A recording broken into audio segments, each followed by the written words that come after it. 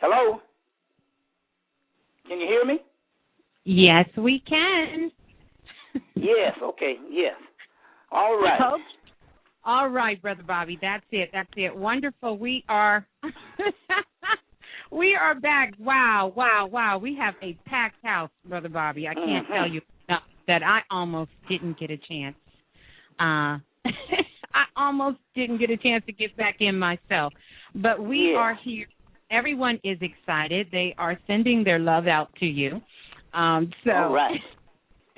That's a beautiful thing. We have played the song by Duke Ellington, so we're going to go ahead, Brother Bobby, and jump right into it to begin to talk about the Dark Moon Rising and the Khonsud and the lunar race. I just make a comment on this Duke Ellington thing. Yes. The reason why I played it is from the Nutcracker Suite. Duke Ellington made a Nutcracker Suite, the famous Nutcracker by Tchaikovsky. And so he made it and made a jazz version of the Nutcracker Suite, him and Billy Strayhorn, and it's called Duke Ellington and his orchestra, the Nutcracker Suite. Ellington, Strayhorn, and Tchaikovsky. But anyway, the song that you heard in some pieces, original pieces, called the Waltz of the Moor. The other part is it's called the Arabian Dance on his. It's the last song on the album, and as a matter of fact, it's such a powerful piece until Spike Lee used it in the movie Malcolm X, when Malcolm X made the pilgrimage to Mecca. He used that piece. Being a jazz connoisseur, he knew this. The Tchaikovsky is a very powerful, that Nutcracker, when you see that and all, and it's celebrated all over the world. But the thing about it, the reason why he would put the Waltz of the Moor on there is because of Russia's black element. The Russia's black element. You have Alexander Pushkin, which was one of the guys. He writes the history of the Moors. The history of Russia, and he writes all things Russia. He's a black man. They recently celebrated his his 100th birthday, his 200-year birthday, or whatever like that. And so Russia has a black element. As a matter of fact, Beethoven was called the Moor of Russia, you see, and that whole Beethoven thing. We studied a lot of that in the Afrocentric movements when you get books like Ivan Van Sertima's African Presence in Early Europe. Yes. African Presence in Early America, African Presence in Early Europe, African Presence in Asia, early Asia. So it's interesting here. But and so we have those Muslims that live in Russia now. And the only link I can think of which had to have been a Moorish influence, since we do have Beethoven being called a Moor of Russia. Tchaikovsky was from Russia too, and probably when writing that Moor, the Waltz of the Moor, he probably had black origins too, or Moorish origins too. So but it's interesting that Duke Ellington, and that is, I think you can still get that. You can get that on CD, and it's one of the Nutcracker suites that you can play year round because it's because he influenced the jazz in it. So if you want to, so that's one for the people to get. Yes, and they can find it also on YouTube. Like you said, you can find it on YouTube as well too. But the whole album, everything on there, very powerful and nice. Right. So, but I implore you also to get Tchaikovsky's regular Nutcracker. You see, now people don't understand something when they're turning off our music that's not of their era. Only thing you got to do for music is just play it about 7 times, and it'll automatically tap in.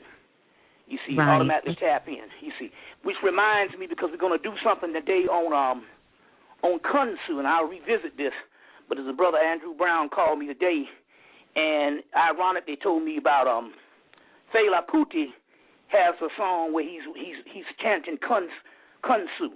And it's ironic because when I just got the call from you yesterday to come on, and then we went to the little 5 Points, and it's down here in Atlanta, and there's we went there, and I bought this The Best of the Black President, which is Fela's album. It's a double album set plus a DVD. But on there had that Kunsu song, so I said, okay, that means that there's some connection between you and Kunsu. So we're going to get into all that, but I don't want to go ahead of myself. Yes. All right. That's what's up. So we are definitely ready to get in. It's been a lot of things going on, even going back to the winter solstice and that energy, because that was very, very unique. And I know that this is a lot about what you'll be speaking about tonight here also. Yes, that's very important. I think that is the reason why this energy somehow enlisted me to come on your show. You see what I'm saying, you see. They had been sending transmissions last week, you see, and all. And then I realized, so we'll get into it, and when we break it down, we'll see that this show is supposed to be going on right now at this particular time.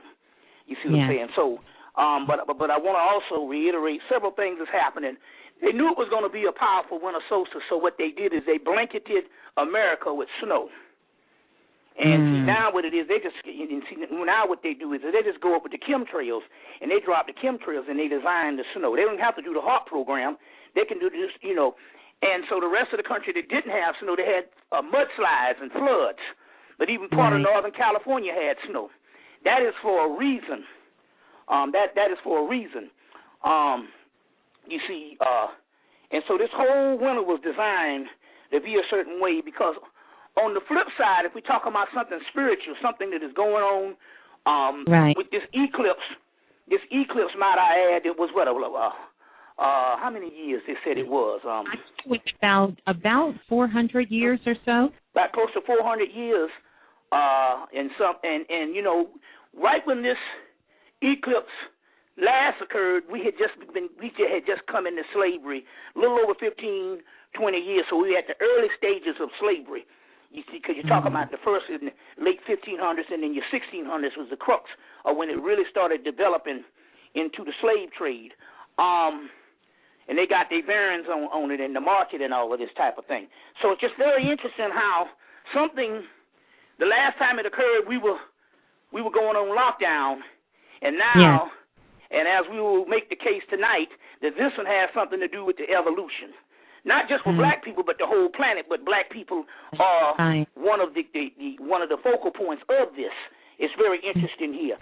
But going back to this chemtrail thing, they're dropping this stuff. They're dropping it heavy, and it might have something to also do with psychological things. Very key. In February of last year, or March, a very important movie came out, but it's a movie designed. If you don't know anything, you will never pick it up. And even if you're conscious, you see, even if you're conscious, it would be very hard to pick it up. It's a movie that came out last year that tells you what's going on and how the whole thing is designed. And it's a movie called The Crazies. And it's a movie, It's called The Crazies. Right. And it's a movie where this guy walks across a baseball field, they had a Little League baseball field. He walks across and he wants to kill anybody in his path, and they have to shoot him. And after they shoot him, they show a plane flying by with the chemtrails coming out of it. You see? And then all of a sudden, everybody gets into violent behavior and start killing each other, and they call them the Crazies. And they had to quarantine them, and then come to find out it was a plane that had gone down in the water with some chemicals in it, because it was also in the water system. And the chemicals make them violent, but the plane went down in the water is the same as the plane that's flying overhead. And so they're saying water system, you see, as well as chemtrails, you see. So this is one of the keys. So now, to combat this thing, so it's called The Crazies, and to combat this, I did a lecture down in Birmingham on the 5th. Let me see, that was on the 4th of December. And I went there and all, because the last time I was there, they got this big statue of the god Vulcan. And so doing the study on the god Vulcan is a statue that they have there because Vulcan is a god that's over metal. So as a result, they were a steel mill town. And so as a result, we understood if this is a god of metal, then we know that the African form of that and now we call the New African form, which would be the religion of the spirituality that traveled across the water and ended up in Santeria, Candomblé, Voodoo, and all of that. That version of that is the god Ogun, is the god of metal. Right. So they dedicated a statue to this city. They first had it come into the World's Fair in 1904. That was the same time that Crawley was receiving transmission from the Book of the Law by a priest called Ankoff Nakunsu, very key. And then after the World's Fair, they shipped it to Birmingham. So I had to go down and do an entire lecture on Vulcan and Ogun. Okay. Now, it's interesting. So Ogun gives a transmission and gives a thing that, and it's very key because you read it in the book. So a lot of the stuff I read on Ogun, I chose Judica Illis' book, Encyclopedia of Spirits, which I still say is a must-have. Is a must-have. Is Encyclopedia of Spirits. And it mentioned that one of his offerings was the eucalyptus tree. The eucalyptus tree, which is key, because I knew that this was a sign, because the only thing that can ward off these chemtrails is eucalyptus oil. So you got to get you some eucalyptus oil, and you got to burn it with the charcoal. You know, the dish. The people don't know how to burn the oil. You know, with the charcoal, the little dish, and you put the eucalyptus oil in there, and that clears up your throat, clears up the cough, and it clears up a lot of things. So that is how you combat the chemtrails, as well as no fluoride water, so no sink water, and no fluoride toothpaste, because it's a combination of several things. You see, that goes together. Right, like the fluoride toothpaste, the fluorinated water, which is sink water, which several things, as well as just the chemtrails themselves, and not wearing a hat. Right. You see what I'm saying? And not wearing a hat. So right. This is so one of the keys here is eucalyptus oil is what you're going to do to try to combat that. The other thing is also, as you know, the purple disc gets rid of that. The purple the purple disc energy disc gets rid of that type of stuff, and ultimately that's what heals you through the night, because like I said, the purple energy disc, which we do have available, it comes in by itself or either in the stimulus package. We'll give the number out and all of that, but that purple energy disc also, which is tachyon energy, and that tachyon energy, you see what I'm saying, is very key. That lines up with the Kundalini, and I implore the people to get the book Tachyon Energy by David Warner and Gabriel Cousins. Now, the Gabriel Cousins did another book called The Spiritual Nutrition and the Rainbow Diet in the 1980s. Gabriel Cousins, Cousens, MD, and he did one, but he also mentioned melanin in there. The mind, I think I talked about this the last time, the Mind Brain Project. Yes, you did. And also he mentioned Mind Brain Bulletin. He mentions that article where the scientists did a whole lot on melanin, and they changed the name from melanin and started talking about melatonin after the Afrocentric movement got in and started having melanin conferences. So that tachyon energy is directly connected with melanin. We're going to be getting in a lot of that. So it's going to be directly connected to the moon. So I want to say that. Another thing we want to do is we want to see what we're trying to establish as an intelligentsia group. So I will say something and put it out on the wire, and to get the people to do their own homework and go looking for something. And that is this. Now, we do know that we had papyruses coming from the Coptic Egyptians on the healing medicinal medicine of chicken noodle soup, or chicken soup. We got papyruses coming out of Egypt. Now, we're still trying to find out the origin of this, and I'm finally after this, because I've been talking about this papyrus maybe 10, 12 years. Okay. And they call that chicken soup our Lord Jesus Christ. Now, this is not the Jesus Christ that later on be adopted by the Roman government. This is the Gnostic Jesus, you see what I'm saying, that originated in Egypt. And so they were talking about this healing power, and that's to this day you take the chicken soup and you eat it when you're sick and all of that. Now, the key here is there had to been a greater origin on where this thing came from. And lo and behold, I was watching the Food Network, and they got a show on there called Chopped. Oh, yeah. Chopped, they just give you these ridiculous ingredients, and you got to come up with a meal in 3 courses, appetizers, entree, and dessert to win $10,000. So this was the Halloween special this year, so they had to come up with some real bizarre stuff. So the first ingredient, the entree ingredient, I think, or either the appetizer, don't get me wrong, the first thing they pulled out of the basket was a black chicken.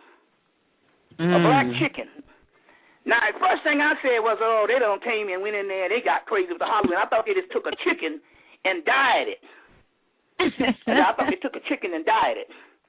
Because they was cutting this thing open, and this thing was not only black on the skin, it was black all the way to the bone. And I said, they dyed the hell out of that chicken. And then the guy who was one of the judges made a comment. He said they eat a lot of the black chicken over in Asia. And I said, there you have it. So that is a real chicken. And I said, I get now what this papyrus is talking about.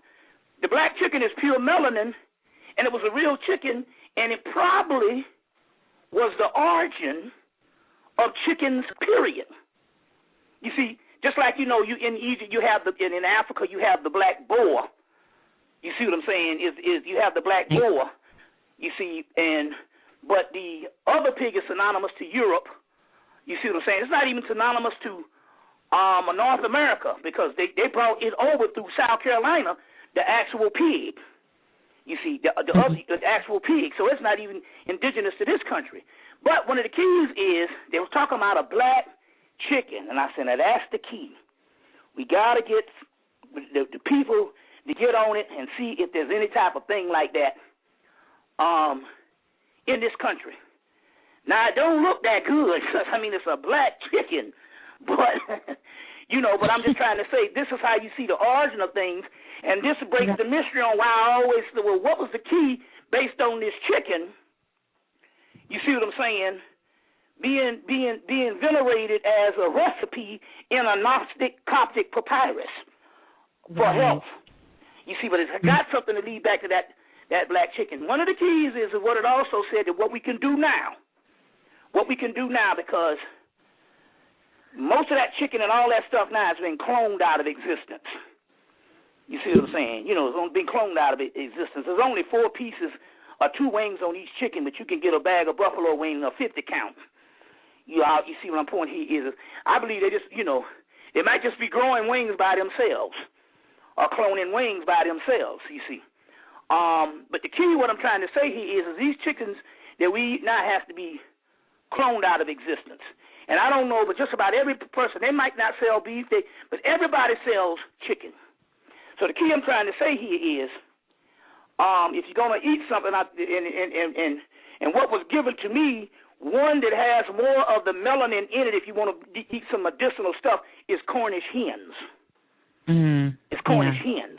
Because, number one, it's small enough. Am I still on? Yes, you're still on. Okay, yes, it's, number one, it's small enough to retain most of the concentrated form of the melanin. And number 2, it's not that popular, so therefore it's not cloned out of existence.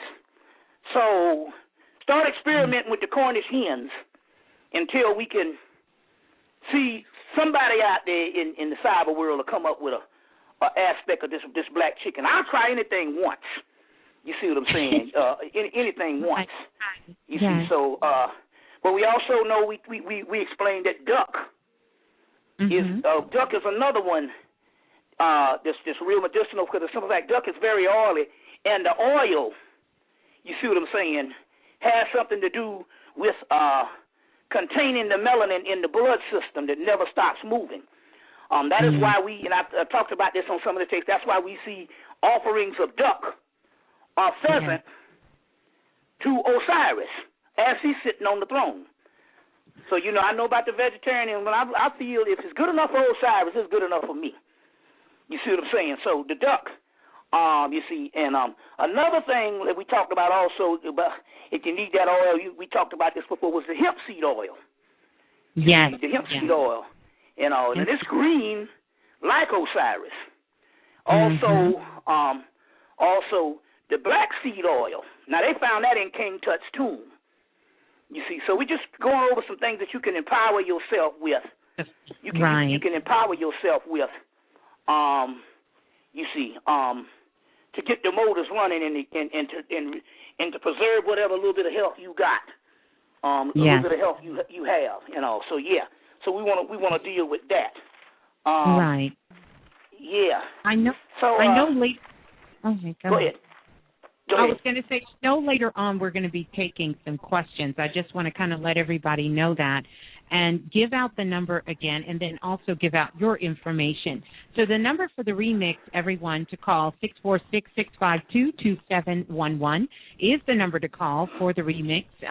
For those of you who want to listen via the phone or you want to call in as we continue here. And then also for those of you who are interested in connecting with Brother Bobby Hemmitt, you can do that. So whether it's for DVDs, and I always stress this, and sometimes you may even hear people say this, I tell them, call Brother Bobby and just tell him the subject. I'm sure he spoke on it. And get a DVD, because so many that you have not seen on YouTube are available. Well, so and we number. also have the angelic stimulus package. There you go. And the one thing about it here is dealing with the Kabbalah and dealing with the Kabbalistic spheres. Things start in the invisible realm, and you have these helpers, which is these angelic forces. Or you could call them Neteru, the people who have problems with the angels. It's the same thing. So these netters or these angelic forces have to work and open up gateways to bring things down from one sphere into another sphere and on into the physical realm. Be prosperity, be monetary, or what have you. But it's a whole Kabbalistic aspect. They got to go through multiple worlds. You see, and the book of formation or the whole realm of creation to create that for you, and that's how that angelic stimulus works. You sign the check, you summon these particular guardian angels, which is nothing but forms of Ka in your melanin, you know, and they have to work to bring that prosperity through. But remember, prosperity doesn't necessarily denote monetary all the time. There's several types of prosperity. So we have that angelic stimulus package, and we have the picture package, which is blown up. I mean, it's up to like 64 pictures or something like that. And as a result, and we did the God that we're going to be talking about today. We ended up putting him in the actual stimulus package as he came through, and we'll get into that in a few minutes. So that number is 678-358-1055. 678-358-1055.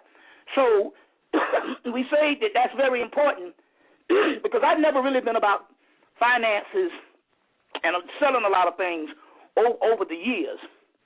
But what had happened is what they're not telling you is this country is broken. It will never recover. Even Delbert Blair even said it is the role of the news companies, CNN, CBS, NBC, Fox, and all of them to keep you thinking on rebuilding this thing. They can't do it. Now, there's a guy by the name of the Spitzer guy, which was, I think that was the guy, Elliot Spitzer, who was the mayor of New York that got caught around the time that Obama was on the campaign trail. He got caught spending thousands of dollars, tens of thousands of dollars on a prostitute in D.C. and different things like that, and ended up losing the governorship. All of a sudden, now he ends up with an 8 o'clock show on CNN. But it's very interesting here very interesting here about this cat. He had an economist come on. Now, America will tell you the truth one time, so they never can say that we didn't tell you the truth. But they will do it one time. So this economist came on, and he said, in order for America to get back in the doorway to start to becoming an economic power again, they're going to have to create 24 million jobs in the next 2 years. And that is impossible when there is no industry. How are you going to create 24 million jobs when there is no industry? And each month, unemployment gets even bigger. So what they're not telling people here is that's gone. That's gone. No matter what they don't have it. They don't. They just don't have the resources or whatever to bring this country back. Now that's where things come in. Not only just the angelic stimulus package, but being creative spiritually. Because we in the spirit world are going to have to learn how to, number one, not live above our means, and number two, live spiritually. And it took me years, but to live spiritually. And as a result, so you create a spiritual, ecological environment, and that's what the stimulus package was designed to do. But not necessarily so I'm just going to pump my thing, so I got the answer to the world's crisis. And I'm not saying that. I'm talking about not only the stimulus package, but anything that you can come up with spiritually as an ecological environment, that's what's going to work for you. That's what's going to work for you. And especially after what was the December the 21st, the solstice. We're going to get into that in a few minutes.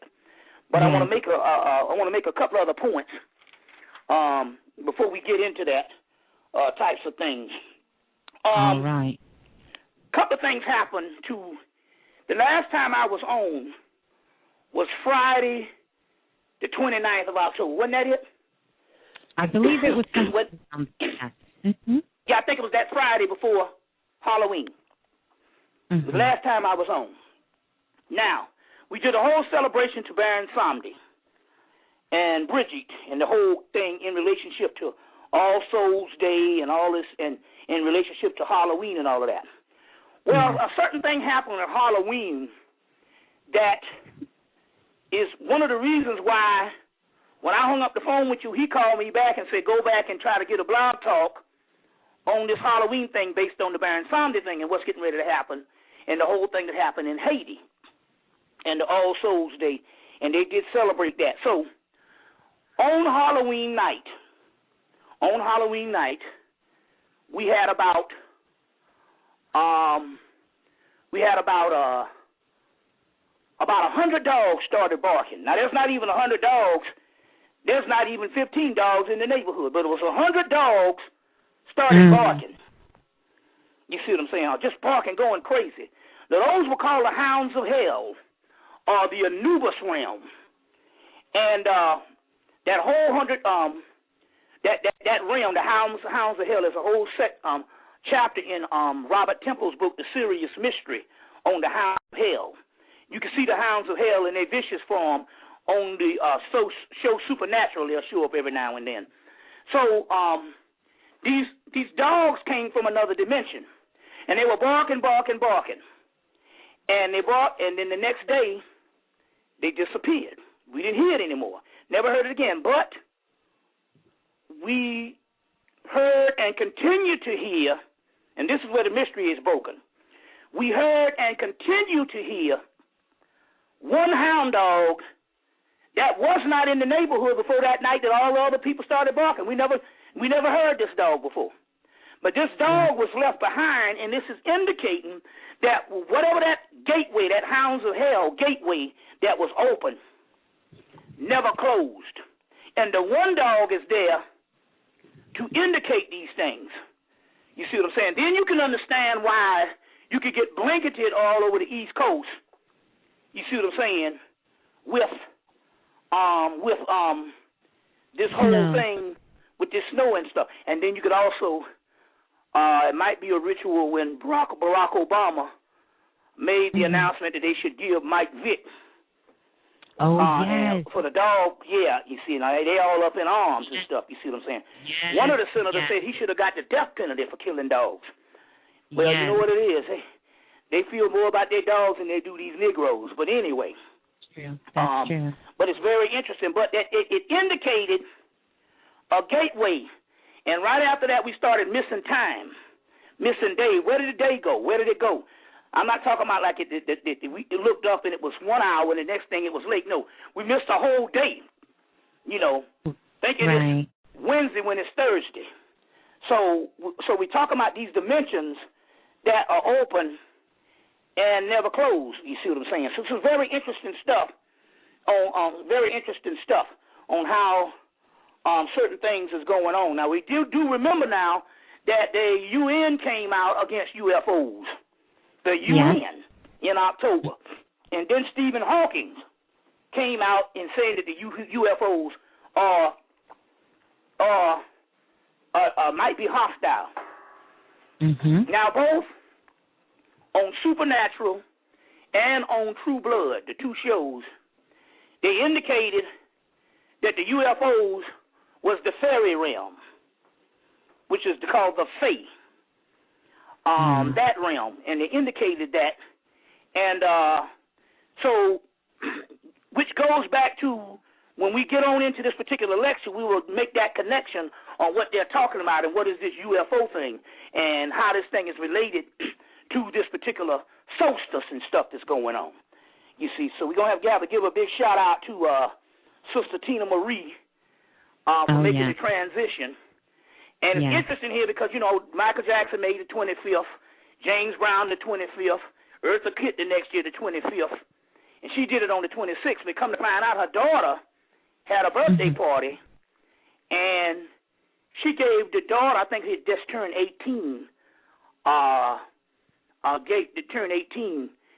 she gave her a birthday party on Christmas, and then the daughter found her in the bed, made the transition on the next day. But she had already had a seizure about a month before. So, but like I say, these days, this is good to get a vacation from this hellhole. You see what I'm saying? So we're going to give a shout-out to her. Yeah. You see. Now, it's interesting here because another thing that also went down and was the arrival of the Yoruba god Oshosi. And it was interesting here because the Witches' Almanac, they have one every year. The Witches' Almanac came out. So the one for 2010 had a whole article on Oshosi. And so the brother Andrew Brown, the brother out in Chicago, I had to send him the article and all because he's been doing work with Oshosi.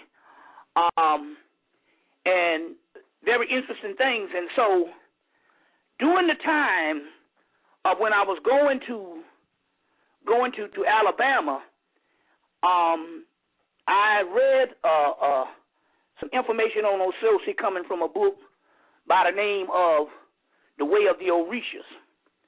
And it's very interesting about Oshosi, which is indicated in that book, and it's indicated in the legends of Babalaos and different things, and that is this.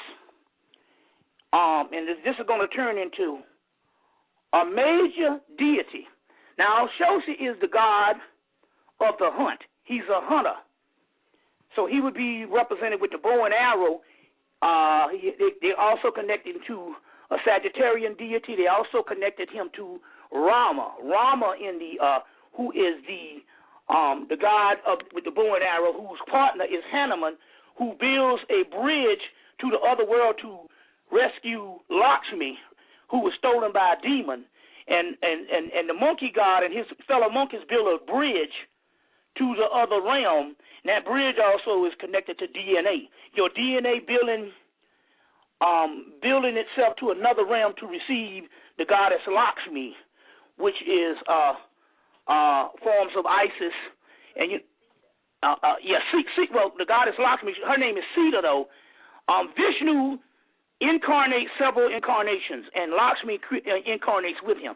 So Vishnu incarnated as Rama, Lakshmi incarnated as Sita. Nevertheless, Vishnu and Lakshmi is Rama and Sita, as well as Vishnu incarnates as Krishna, and Lakshmi incarnates as Radha, as Radha in the different incarnations. Well, in this particular one, she incarnates as Sita, which is a form of Lakshmi, and Vishnu incarnates as Rama. Rama is the god with the bow and arrow, and his partner is Hanuman, and whoever has Hanuman on his side, you see what I'm saying, can't lose.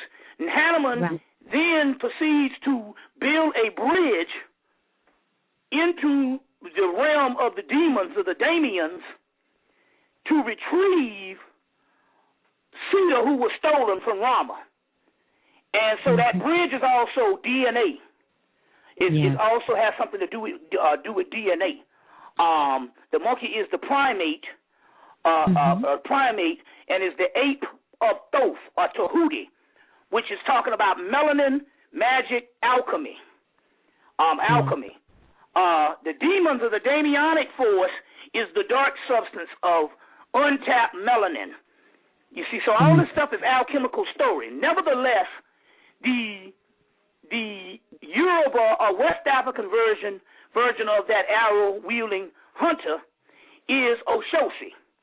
Now, Oshosi, very key, because this is directly linked to us. If you go to Africa today, there's very few people know of Oshosi in Africa as they do in the New World, although he was a primordial African deity. And what had happened was the areas or the villages and the areas where Oshosi was venerated and worshipped in those particular realms, in those particular lands, in Nigeria, in that particular case it would be Dahomey, Benin, what have you. The place where he was worshipped, the settlement where he was worshipped, they took so many slaves out of that area to the New World until his entire cult died out, because there was very little people who was left behind, so little that was left behind until eventually a lot of people didn't even know who Oshosi was, but he strived in America. Now, this is one of the keys. Number one, his avatar, his hierarchy is the god Obatala, which is the god of white or light. So we're going to now let's check this out. Okay. There's a story of Oshosi being a great hunter, and I'll give you the short version of it. The story goes that he was hunting and he hunted some pheasants. He hunted some pheasants, and he took them home and dropped them off. Then he left back out to go tend to some other business. His mother, who takes care of him in the aspect that she'll come through and she'll clean up his apartment or his home and different things like that, she saw the pheasants, and she took the pheasants home to cook them for him so he could have dinner later. So when he came home and saw the pheasants gone, this is the short version of it, because in the long version she took one pheasant, but in the short version he took two pheasants. But in the long version, Orunmila was with him, and Orunmila is the oracle. So Orunmila could have told him that his mother did it, but Orunmila said, no, it looked like somebody stole it, just like you suspected. So apparently whatever this deed was supposed to happen, because Orunmila could have told him, he's the oracle. He could have said, no, your mother took him. But he said, no, yeah, you're right, somebody stole him. So as a result, Oshosi got mad, and his arrow never misses his mark. So the arrow, he said, well, he shot the arrow in the air and said, whoever stole these, or whoever has these particular pheasants, may this arrow make its mark and kill who stole them. So as a result, the arrow went to his mother's house and killed his mother. And killed his mother. So this was the curse. Now, it's a hard story. Well, two aspects came out of this. The hero, they say, never can go home. He's on a journey, and home might have been an incubation part for him, but it is not where he's supposed to reside if he's supposed to make a journey to impact the world or to impact the spirit world. So you always have to leave the mother. You see what I'm saying? Right. Or the father has to die. You see what I'm saying? In this particular case, the mother died just like the father died with Osiris. So now, right. But you know, Hamlet is also Horus. That Shakespeare is also Horus, and his mother dies with some treachery in Hamlet, which is nothing but Heru Horus. That's several books have indicated that was one of the stories. And Horus, as you know, is the precursor of Jesus. You know, so now anyway, so they could also say that he had to leave that particular nurturing behind. So you can say that's a part of the metaphor. But as the story went on, we find out that this is actually, because you have to read the mythology. The mythology can cover several areas of history, several epics of history. So what we have when the arrow killed his mother was not only a prophecy that he would lose the motherland in slavery, because no people in the motherland remembered him but the people in the New World. You see what I'm saying? Because they stole so many things. So here, in one thing, this story of his arrow killing his mother was actually a historical event that would occur thousands of years later, because we don't know how old these Yoruba myths are and these Egyptian myths, and they said that they existed simultaneously. Dr. Benham said, the Yoruba thing came out of Egypt, but no, we have two systems and two schools that existed simultaneously that go all the way back to Atlantis. We'll be talking about that on the 15th, on the 15th in New York. Now, but because so many slaves were taken, he lost his motherland, and in the myth he kills his mother. You see what I'm saying? But the point about it is this, and it goes even deeper than that. Because Oshosi, we know, is a Yoruba version of a Christ figure. Now, this is the key on that particular Christ figure. The Christ figure that they're talking about is a whole group of people who went through the Middle Passage. Here go again, because we get locked on these one or two people, and then one real person steps into the seat and steps into the shoes, and next thing he's getting himself killed, or he's done killed 1,000 people and drank the damn Kool-Aid because somebody said they were the Christ. Right. But one of the origins of what the secret societies say. A lot of Masonics, not black Masons. That's just a social club. Drinking liquor and driving cab. We ain't talking about that. We talking about high up Masons. They say that the Christ could be a future individual, but it is also indicated as a whole race of people. You see what I'm saying? As a whole race of people. So Oshosi could literally be us in the West. The black people in the diaspora, from the Caribbean to Canada to North America. You understand what I'm saying? Because we're not remembered in the homeland. As a matter of fact, the homeland look at us and go, oh, no, they're not our people. You see what I'm saying? Based on our behavior. And we look at them and go, oh, no, them people over there in Africa ain't us. I ain't no African. You see what I'm saying? So, so the point I'm trying to make here is it can very well, this particular story of Oshosi is not only the key to what would happen to a people, but because of his hunting ability and the arrow of applied force that has something also to do with Jupiter. You see what I'm saying? Because of Sagittarius is the arrow, but you have to look at it as far as Sagittarius is ruled by Jupiter. So as I go on into this particular story, he is key to what is going on, but it's also one of the stories that was written thousands of years ago, again, about us going through this period of what we went through the past 400-500 years. You understand what I'm saying? So this is very interesting here. Like I said, you can get a version of that that's in the book that's in print is The Way of the Orisha. Let's see who the person's name is, which is an excellent book to read on Oshosi. He's also in Judica Illis's Encyclopedia of Spirits, but that particular piece of the mother, the killing of the mother, is in The Way of the Orishas, The Way of the Orisha by Philip John Newmark, Neimark. Philip John Newmark, The Way of the Orisha, the Orisha, which is very key. Which there's 7 Orishas, but he represents the 8th Orisha that you can also say that was lost in Africa but found in the West. But found in the West. So it's very interesting here. I just wanted to give you that. So we all right? Yes. Yeah. Yes. Okay. We are all right. Okay. And I just got to check in with everyone. So everyone is all right. We are doing well here in the remix, of course. Thank you for those of you who are joining us.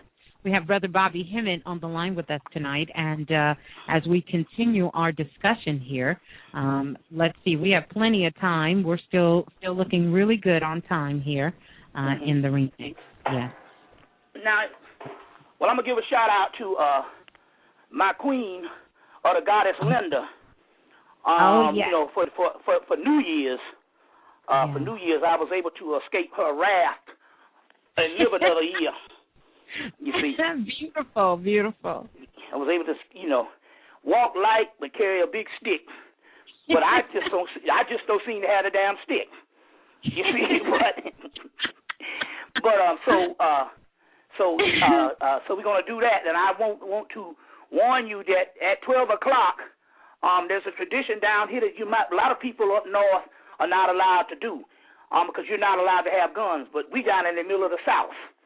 You see what I'm saying? And all of you used to could buy Kentucky Fried Chicken and a pistol down this baby.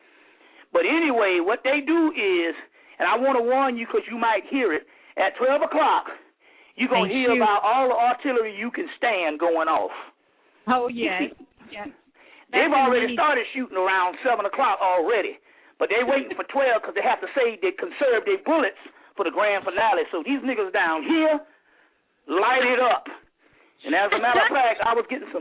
My landlord was working on my damn roof, and he found a bullet embedded in the doggone roof that cut through the shingles and was in the wood. And he said, "Oh, how did somebody get up here to shoot a gun in the roof?" I said, "Nah, they be shooting them guns on New Year's, and they got to come down somewhere." So I implore people, if you are around the place where they start shooting, don't be walking outside because them bullets got to come down. You see what I'm saying? But that's the kind of stuff they have down here. You see, yes, they do it too. They do it here too. So I always say that, don't be outside because the bullets have to come down. And those of you who are shooting know that they can come down and maybe not where you want to come down. Yeah.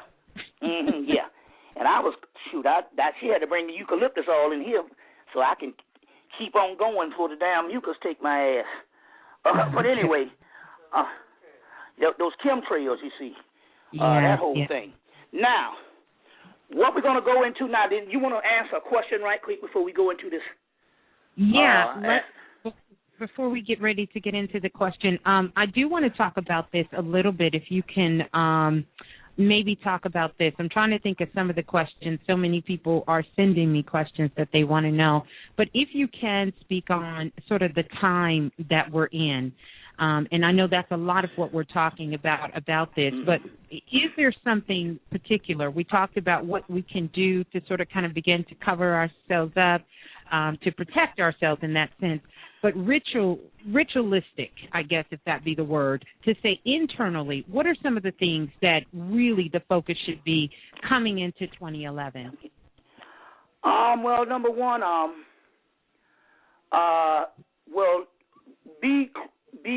note that what we had in November, right after Halloween, and we missed a day, is an indication that the time's going to be speeding up. Okay. And when the time speed up, you got to be like a basketball player, right. And football players and stuff. What happens is they can take an enormous amount of pressure and still make the shot. You know, the game is, get ready to go in overtime or either get ready to lose it. They need that one shot, but they can make that shot. That is because they have learned to go into the zone. And that's what you're going to have to find, which is your own zone. And in order to find your own zone, you're going to have to slow down. And you're going to really, really have to convince yourself that this is not real. Because that is the reality of what is going on. Of what is going on. So you're going to have to slow down and you're going to have to get into the zone. I know that might seem a little philosophical, but it also means by this being real, you have to fight being unreal, you have to fight very hard to understand that number one, if this is unreal, then you can limit the amount of worrying you do. Now, give you another example. We exist in two universes, Universe A and Universe B. Right. And as a result, what has really been happening to us is, as we struggle in this particular illusionary phenomena of a universe, there's another universe and another one of us being set up in that other universe and is being exalted. So, as you go through the troubles you're going through and the struggle you're going through here, just remember that all this is a variation or a simulation that is petering out, but the real us is in this other universe that is running concurrent with this one and is right existing with this one. You just can't see it. So you got to understand that part of things that's going to be happening to you is going to actually be you sensing yourself in the other universe. Right, but to tap into that particular universe B, as they call it, you're going to have to somehow struggle against worrying that this is real, because it's called the shift. It's called the shift. Now, the first level of the shift, because this illusionary phenomenon can never raise up into reality of what it is, because it doesn't exist. It's not real. So the only thing can happen that can be valuable in this society, in this particular realm, is a consciousness. Is a consciousness. So this 2012 thing, which is 2011, why? Because it's called the 11th cosmic power zone, 1 beyond 10. That's 11, not 12, 11. Right. And so you have the tree of life, where you have the Sephirotic world, or the Sephiroths, there are 10 luminous emanations, but they are emanations. There's another world on the other side, which was called the Kalipop world, or what used to be called the underworld, and that particular world was shut down since Atlantis. It was this dismal place ruled by a black sun. That black sun is the black dot. But it's the invisible sun now is what Dr. Deborah Blair is talking about. Our sun now has two suns. We just can't see it, but the key here is on the back side of the tree of life, there's a doorway called Doth, and that Doth is the 11th cosmic power zone. So what we're entering into is the 11th, the shift, the crossover. Now, if 2012 being just a marked date, and we are actually talking about a consciousness, then what will happen here is a 2012 consciousness will develop during the doorway of the 11th cosmic power zone. We're going into 2011. You see what I'm saying? And so the Twin Towers, which is the same two towers that is also in the Tarot deck, or the Tarot card, and they say when the Twin Tower falls, it represents the old garrison or the old guard given away to the new guard. Well, the 11 is also represented as the towers. in the Tarot and the symbolic towers that fell, that fell, which would be 10 years ago during 2011. Right. At 2011, because it was 2001. So now, the key here is, if this is the doorway and this is the shift, what to look forward to in this particular realm, because this particular realm can only do several things. It can either behave on the weather level, which we would see it behaving because of global warming and the Earth's Kundalini heating up. We would see an atmospheric change. Right. That the government and them have to work 24 hours with chemtrails and HAARP and all this stuff to make you think that the seasons are what they are. But had they not worked 24 hours to do these things, you would be outside in a bathing suit. Right. You see what I'm saying? So the point I'm trying to make here is, only thing can happen in this particular realm, because things have to work its way through to this realm, because this realm is this illusionary realm and this physical realm. What it is you have the weather, you have people's behavior, but the greatest thing you have is the change of consciousness. Now, we had one shift during the 80s and the 90s, the first people to go into this wave of consciousness. We have another shift now that's getting ready to happen. All them dead people out there. You see what I'm saying? Because there was supposed to be so many people waking up. It was prophesized. The Rosicrucians had prophecies of it, that the pineal glands would open up. You see what I'm saying? Sometime in the 90s. Nostradamus had prophecies that in the 1990s black people were coming to their own in the Americas, in the Western Hemisphere. There's a prophecy in a French museum now that has that. Edgar Casey talked about the incarnation of John Pineal. Yes. John being Tahuti, Pineal being Horus. Tahuti is melanin. This alchemy. Horus is the light produced by the melanin. You see, so he talked about the incarnation of an avatar called John Pineal. Pineal is the pineal gland. But what happened in the 1990s, only a few people woke up. Now, I think this was by grand design, because I do know that if we had a mass awakening in the 90s, the government would have started killing more people than they killed secretively. They would outright come against it. So a lot of this stuff had to be decoy, including the behavior of black people now. You see what I'm saying? See what I'm saying? To don't alarm him. But the key here is, now with this doorway, this 11 cosmic power zone, as well as this particular eclipse, which you're going to break this thing down, and it's going to explain the great mysteries of the moon. With this great eclipse, you're going to have more and more people waking up. We have just seen in the last 3 years people that's been getting into this consciousness that was dead a week ago, dead a month ago. You see what I'm saying? You see, and also, which in the 90s, shit might be damn near 2 or 3 months before you meet a person conscious. You see, everybody's just as stupid as hell.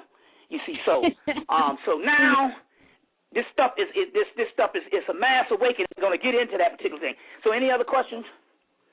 Yeah, that was definitely the main one. So now let's talk about the sun. I know we've been focused on the moon. What is going to be coming up with the sun and that energy and how it's connected with us? Well, there's something called, in alchemy, there's something called the union of the sun and the moon. Yes. And the chemical wedding, the union of the sun and the moon. And that's what you did have with this particular eclipse. Now, 2 things about it is based on the sun, because God always got to break stuff down from the petty universe, which is the holographic universe. You see what I'm saying? They got us looking all up in the sky, and we don't understand that that's only a backdrop of indication of stuff that's going on the inside of us. So the History Channel will give you all the alien stuff in the UFOs, but it's always outside of you. You see what I'm saying? The History Channel will give you that whole specials on the universe. You see what I'm saying? But all that stuff is always out of you. But what it is it's the inner sun and all of this type thing. That's only a holographic universe. Get Michael Talbert's book, holographic universe. We talk about this for years.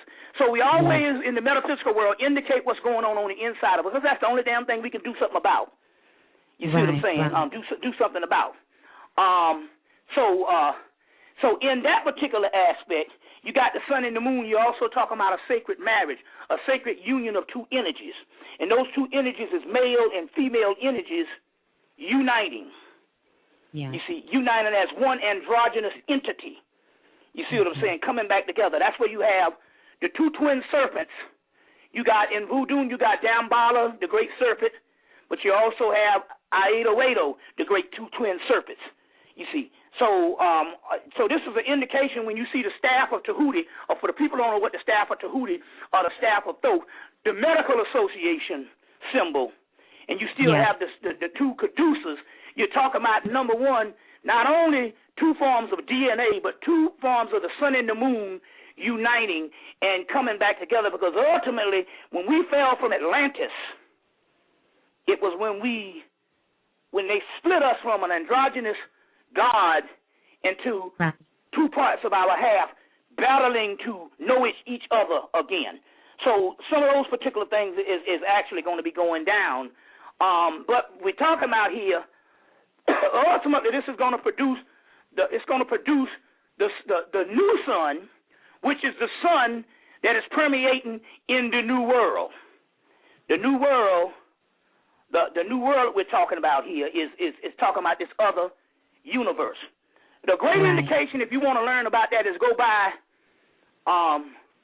season 1 of The Fringe, or by season 2 of The Fringe.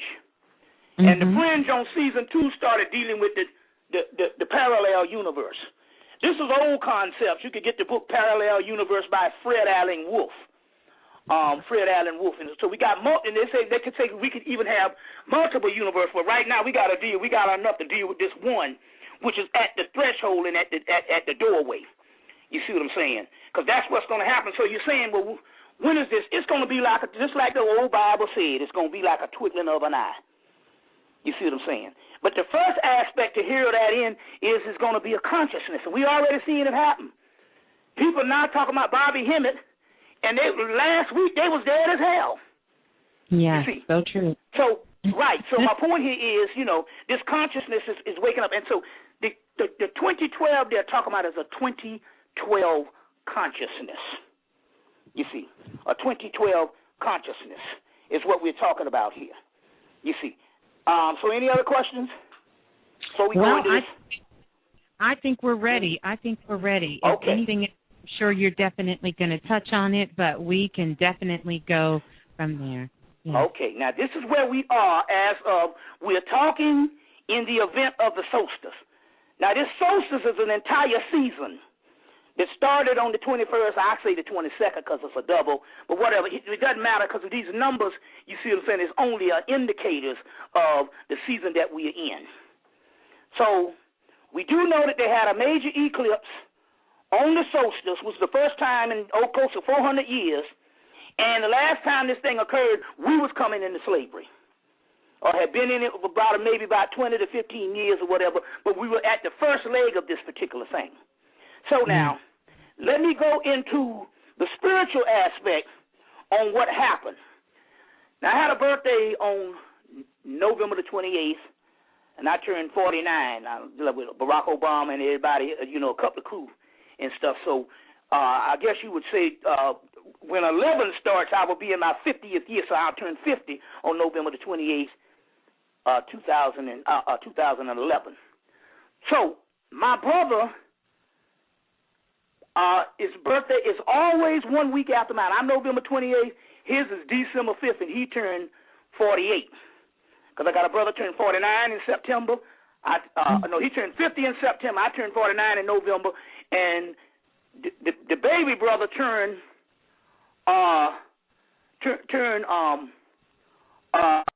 48 on December the 5th.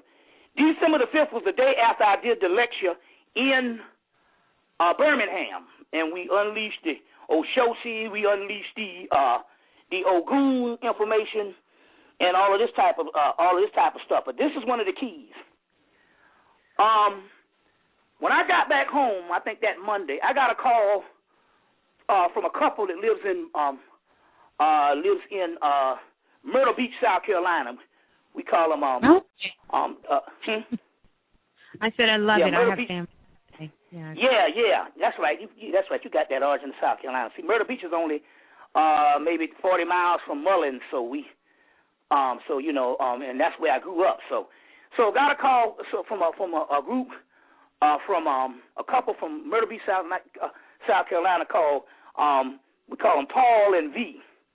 Paul and V. Now it's very interesting here because I'm gonna speak on the show V.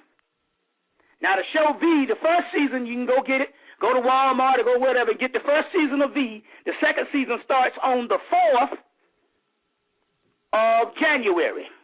Very key. On the 4th of January. So the second season starts. But Paul and V calls, which is the female, and she calls, I think that Monday.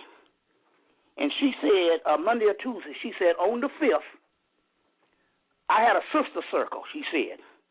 And she said, in that sister circle, I don't know, they had a sister circle. They was inviting, they invoked the female goddesses and was inviting them in to I think it was to help one of these sisters or what have you.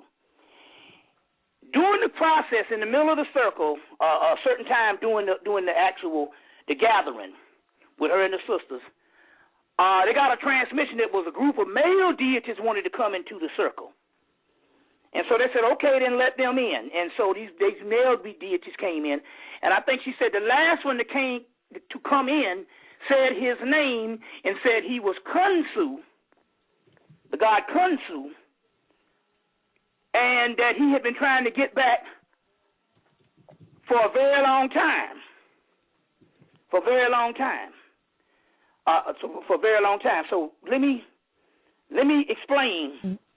Let me read you who Khonsu is.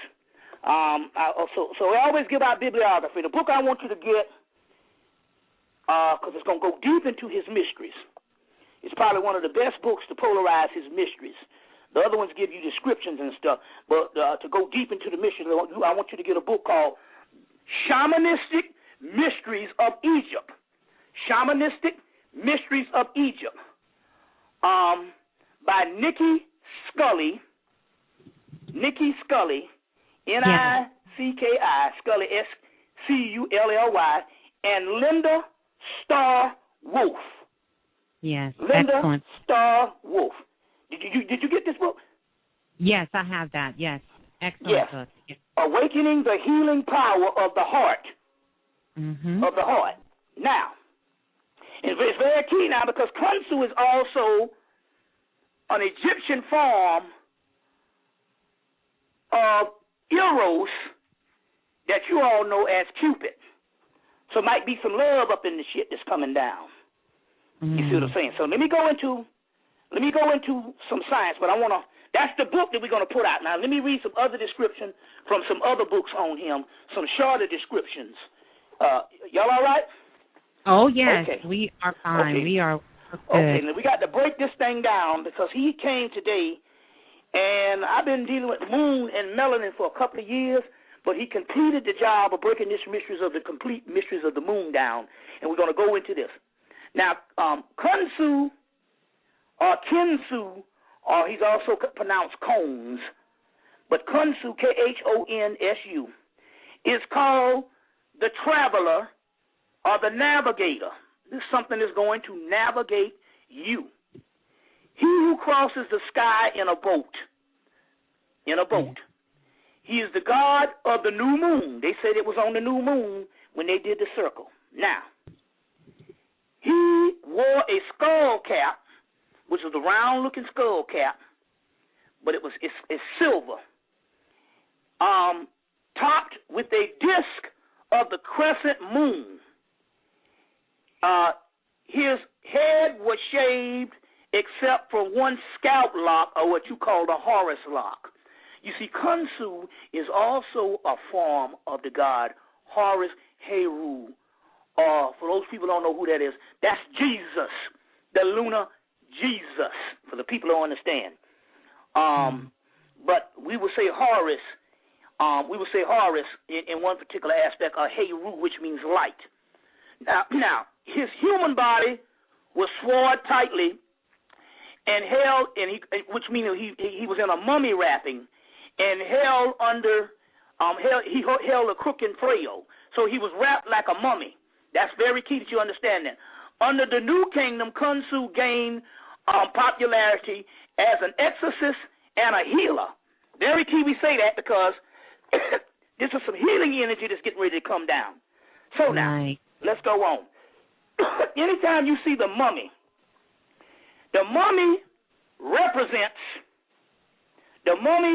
represents transformation. A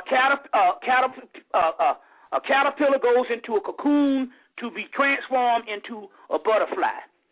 You see the last Alice in Wonderland. I can't think of the character name. He went into the cocoon and was transformed into a butterfly. The last Alice in Wonderland with Johnny Depp and stuff was real serious stuff. So now, moving right along, let's get a couple of other descriptions of this particular God. And then I'm going to explain something else because he had 2 visits to the sister. But to give you another, Khonsu is the fruit of Mut and Amen. Mut is a goddess and Amen is also the goddess. And it says a completion of the Theban triad of Neteru. In pre-dynastic time, Khonsu existed as a moon god and one of the oldest gods who represented the different phases of the moon. Right. He was the measurer of the gods like Tahuti. His name is Khonsu, the chronometer. The chronometer of the and basically talking about measuring time. So now, he represented the different phases of the moon. He was the measure of the gods, like Tahuti, whom he was strongly connected to the god Tahuti. That's also with melanin. And stay on track, because we're going to bring this shit to the human body. And as the one who journeyed through the skies as the moon, he was called the traveler. Now, hang on to the word traveler. Hang on to the word the night sky. You see, and the different phases of the moon. Now, I see you. I can tell where you go. Okay. Now check this out. Yeah. Now Khonsu came back the morning of the 21st to the Sister V. And said, remember, I told you that I was trying to get here for a long time.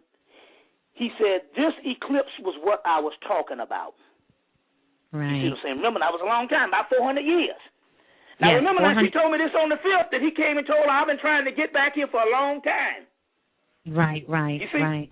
Then all of a sudden, he comes back on the 21st, which is the morning before the eclipse, and says, remember I was telling you, but I was trying to get back for a long time. This is what I was talking about. You see?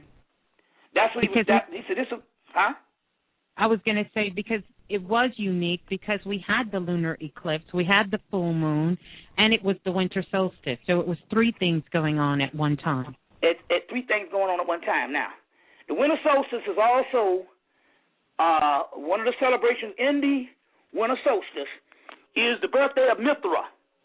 Now, we know that Mithra and also the birthday of Shango. Yes.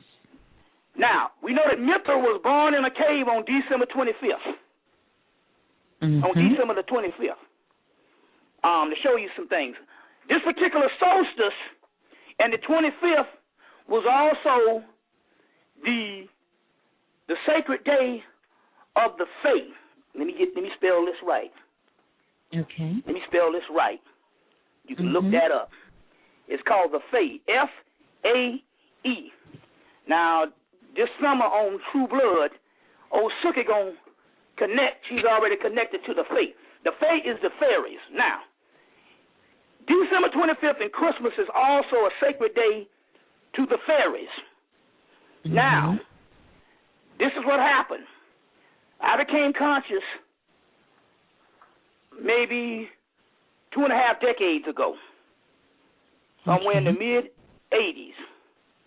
Mm-hmm. And since, for the last, so for all of the 90s, I never celebrated Christmas. That's the first thing you do, and when you become conscious, you want to throw away stuff. I ain't celebrating no Christmas. Now, I haven't gone back to church since 1990, only for funerals, so that's a different thing now. I don't need to be caught dead up in there. So I didn't celebrate Christmas. So this is what happened. I was doing a lecture in Baltimore, Maryland in 2005. The next day we did the major lecture. Then we came to this brother's house and we did a sit down, that's when you see me by myself, and I'm sitting down and I'm answering questions. I'm going through whatever I'm dealing with. We call them sit down. So we did the sit down the next day. So we was at the brother's house whose house he provided for the sit down. It was a brand new nice home. And he started apologizing for the Christmas trees and all of this thing based on the wife and all of that. At that particular moment, the fairies came to me and said, hey, that's our day. You got to realize Christianity usurped holidays that were sacred to people long before Christianity got there into certain areas. So they usurped December 25th. They usurped a lot of rituals and stuff. You see what I'm saying? It was dealing with the spirit world and the fairy world. A lot of that stuff coming from Ireland. A lot of that stuff going all the way back to a time, remember when black people used to live up in Europe. You see what I'm saying? And it existed from the time of Stonehenge and indigenous people. So this whole fairy kingdom, they said that was our holiday and all those particular things with the Christmas tree and the lights and all that. We the fairies. And so, therefore, I've been dealing with the Christmas tree and dealing with all that stuff, and people be perplexed. I'm like, no. And we put up a whole fairy kingdom at the front door in the spring of the year. Well, that's their day. But it was interesting. They came to me 5 years ago and told me to start celebrating that and all because and get out of the fact that a lot of this stuff we see, these are holidays and different things that used to happen. You see what I'm saying? Long before Christianity got to the particular area and usurped that those particular people holidays. You see what I'm saying? So I just want to coincide with that. So moving right along. Okay. Hi. So. Yes. So now, Kung Fu is very key. Now, it was sometime in the 1989 or 1988. Farrakhan had come out and he had reintroduced everybody to the teachings of Elijah Muhammad. And so it was real hot that time. And the Malcolm X movie was slated to come out. So the first thing I did is I was into the Afrocentric movement with John Henry Clark and Dr. Ben and all the scholars. So the first thing I did is I went to the bookstore, and along with all the other books I was buying, I was heavy into getting into the Egypt and all this stuff. I bought The Message to the Black Man. Okay. So when I was reading The Message to the Black Man, he mentions that the moon used to be a part of the earth, and the moon was separated from the earth. I said, this nigga done lost his damn mind. You see what I'm saying? I'm just ready to discredit the whole thing based on this. You see what I'm saying? Because, I'm educated and all this kind of thing here. I'm on this scholastic thing. I'm on intelligentsia that's bringing this stuff. I said, this is some crazy shit. Then I later on find out that the Dogon has the same mythology. And then I later on come to find out in the occult world, there was a book called, some book on Atlantis that a guy by the name of Louis Spence wrote. And in there they made references to the moon separated from the earth. And over the course of years, I've probably read dozens of references of the moon being separated from the earth. Now, if the Dogon said it, it's science. You see what I'm saying? These books, so National Geographic had a great thing on the moon. I think it was called the series. It's not Explorer. It's another one. What the series is, and I'll find out. But they had a whole thing on the moon. And based on our scientists now, or based on the modern scientists, they all agree that the moon used to be a part of the earth. Now, they say how it was separated, it probably was a meteorite or what have you. But in the impact separated the moon from the earth, and the moon been controlling the damn earth ever since because your tides come in. Yeah. You see what I'm saying? When the moon is full, you got lunatics. That's right. Yes. It controls sex drives, and it controls the sacred moon monthly, which is called menstrual, the menses. Right. You see the menses. Now, there's been several Afrocentric people and occult and metaphysical people to try to get the female to turn against the menstrues. The menstrues. Right. Okay, I'm a person that studies. So when Dr. Bennett was laying down them books, I said, I'm going to get every last one of them damn books. You see what I'm saying? Because when it all come down, I ultimately got to know what's going down. You see what I'm saying? So in my enormous aspect of study, and I got one up on a lot of, because, I used to go to the bookstore in the 90s. The bookstore would open 7 days a week. And between the different bookstores, I used to go every day. Every single day for about 10 years. And then when I was flying to the different cities to do the lectures, what I do, I go to these bookstores. So I don't need nobody to tell me about some goddamn bullshit that they can't cite these sources. You come into the one that I learned that trick from Dr. Ben and them. Cite your goddamn sources. So and look, I have read tons and tons of books, and I have never seen nothing that the ancient people say that we didn't have no menses.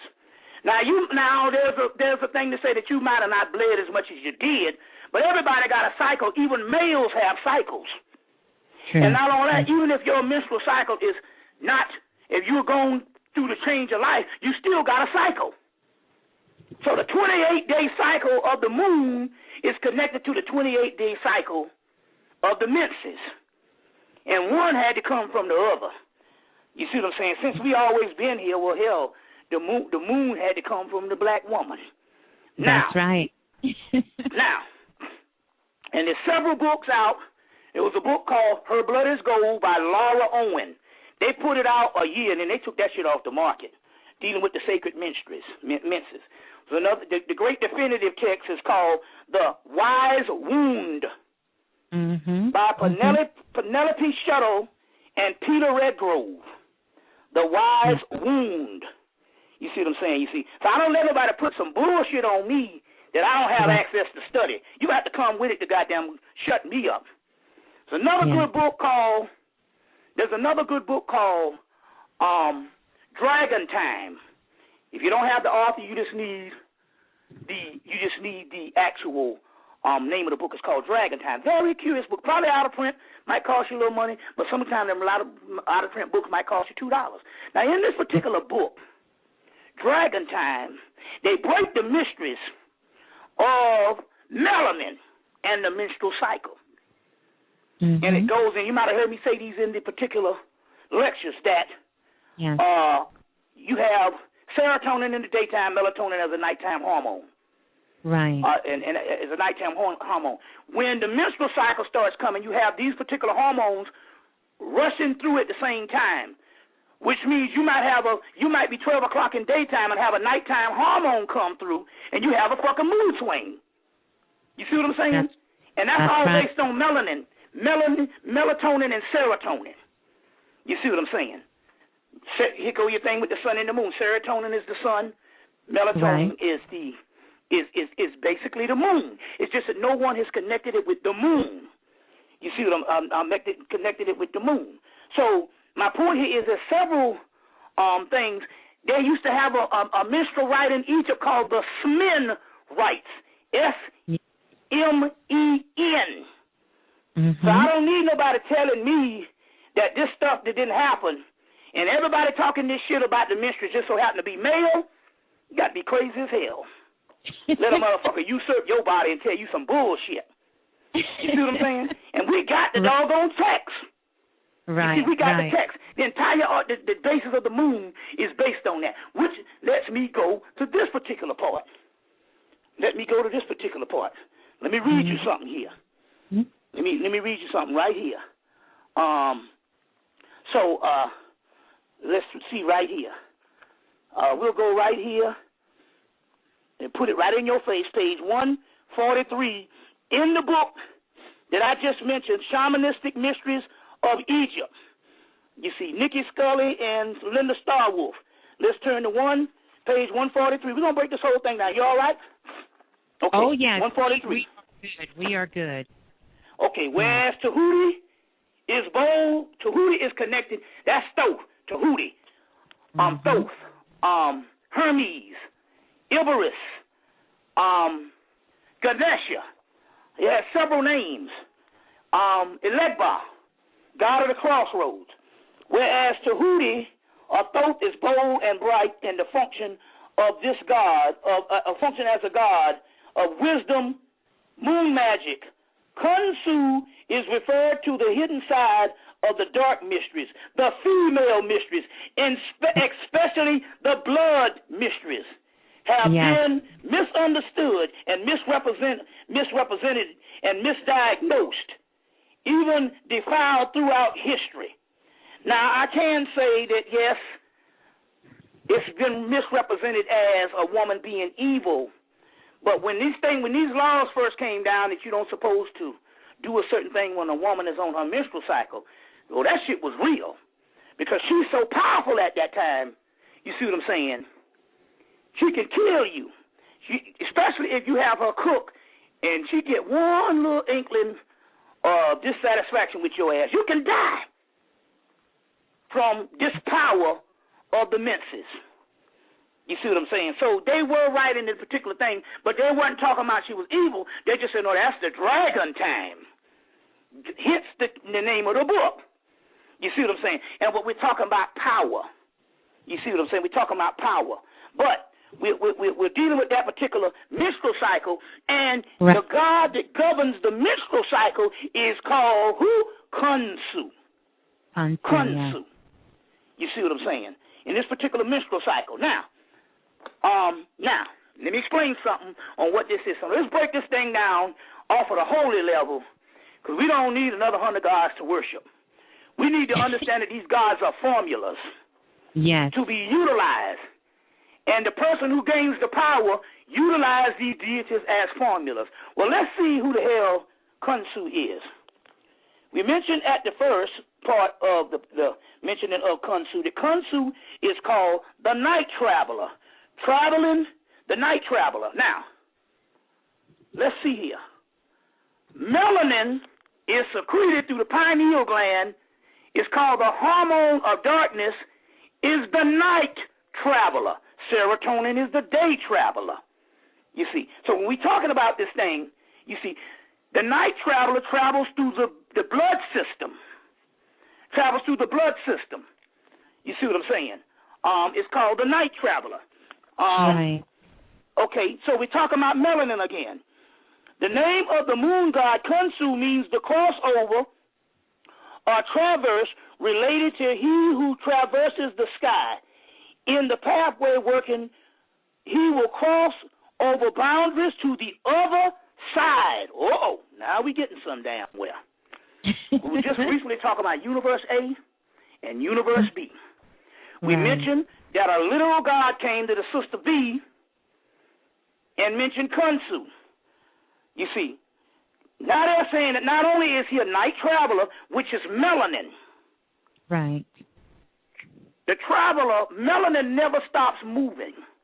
It travels through the central nervous system. It never stops moving. That's called the night traveler because it is the hormone of darkness or nighttime hormone. Hormone of sleep. You know what sleep is? When the melanin is secreted from the pineal gland, that what they call sleep is actually traces of melanin.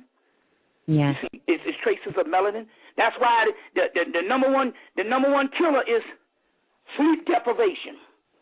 Dehydration and sleep deprivation. Now, listen to this. So they're saying that this Khonsu, when he comes, let me quote this again now. This is in another book. It just came out. It's called, the book is Judith Page. Like I said, I be on it, goddammit. And ain't motherfucker gonna bullshit with me with some shit because I said so. You see, I tell them niggas, you need to cite your motherfucking sources. You come on up, run off at the goddamn mouth. This is a book by Judith Page. Judith Page and Jan A. Malik. But Judith Page is called Path Working with the Egyptian Gods. Path Working with the Egyptian God. I think this came out this spring. So it says, I'll go again. The name of the moon god is Khonsu, which means cross over or traverse, related to he who travels through the sky or traverses the sky. In the path working, you will cross over the boundaries to the other side. Now, we talk about a god of the cross, crossing to the other side. You say, well, how can I cross to the other side? Do you have melanin? Does it get night? Is Khonsu here? What they're talking about as we go deeper into this is don't look for a god in the sky or some nigga coming you saying, oh, I'm Khonsu, follow me, you know, and none of that kind of shit. We talk about traces of your melanin, your illuminated form of melanin that has been on lockout of this particular sector for about 400 years. You get where I'm coming from? Oh, yeah. You all right? Yeah. Okay. Yes. Oh. Khonsu literally means bloodthirsty. Bloodthirsty is melanin. Melanin is called the Dracula particle that secretes at night. You know, the vampire sleeps during the day. Melanin sleeps during the day, wakes up at night. You remember the gargoyle cartoon called the Gargoyles? They would sleep during the day and they would wake up at night. But they were stone in the day, but they were active at night. That's called a philosopher's stone. So melanin is called bloodthirsty. This is the Dracula story. It's called, because the Dracula, the melanin is also called the Dracula particle. The Dracula particle. Nighttime hormone, it comes out and eats the blood. It bathes in the central blood system. It's a bloodthirsty. The melanin is Dracula is nothing but melanin. Comes from the word Dracul, order of the dragon. This is Draconis, or what they call what's that? The constellation of the sky is Alpha Draconis, I think. The dragon. The dragon is the great mother Apep. Is the great mother Apep. The dragon is also a form. Well, it must be 12 o'clock because they already lighting up the guns. The dragon is also the form of dark matter. Dark matter is carbon. Carbon is melanin.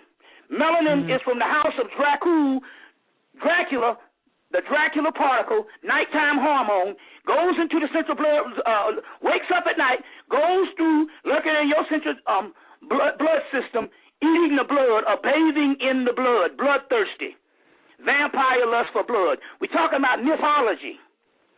You see, we're talking about mythology. You see, that is explaining alchemical components of the body. You all right? Oh, yes. All right. Okay, now let's go on because we're going to break this down on how this is going to relate to us. We're right in the middle of, I guess it's 12 o'clock, so. Oh, yes, we're right in the middle. Huh? Yes, yes. Okay, you can tell. You can tell. Okay, I'll survive another year. You see, at the hands of this bloodthirsty dragon. You see, the great Babylonia, Linda. So, okay. Khonsu in Hindu is called Soma. Soma is king. Not only is Soma king, the elixir of immortality, but one must have Sama in one to become king. Sama is none other than melanin. Now, Sama, you have the Rig Veda that talks. It's one of the oldest books in the world, like the Book of the Dead. You have your Rig Veda. It's one of your second oldest books in the world. Oldest books in the world. And, you know, it's very ancient. Comes from the Kushite, Indus Kush. Now, Kush means Ethiopia, you know. But now, the Rig Veda has very little relationship, is written on humans. Most of the Rig Veda is what's going down between the gods and the demons. The gods are called the Devas. The demons are called the Asuras. The demons of the Asuras is a more superior force than the Devas. But it's like that old story. The children took over the parents' household. And they fight for the elixir of immortality called Sama. The entire universe is battling over this damn Sama. In this particular case, this Sama is nothing but melanin. Melanin. The elixir of immortality. And the elixir of immortality is also talking about alchemy. There's a book, came out, another book. You drop them books on their ass. That's what you got to do. Because these niggas out here take these other niggas face value. You know, these niggas, you know, they take these other niggas face value. You see what I'm saying? Yes. This book here is called The Elixir of Immortality by Robert E. Cox. Robert E. Cox, The Elixir of Immortality. A modern-day alchemist discovery of the Philosopher's Stone. The Philosopher's Stone is the pineal gland. Yes. The pineal gland. Now, let's go on.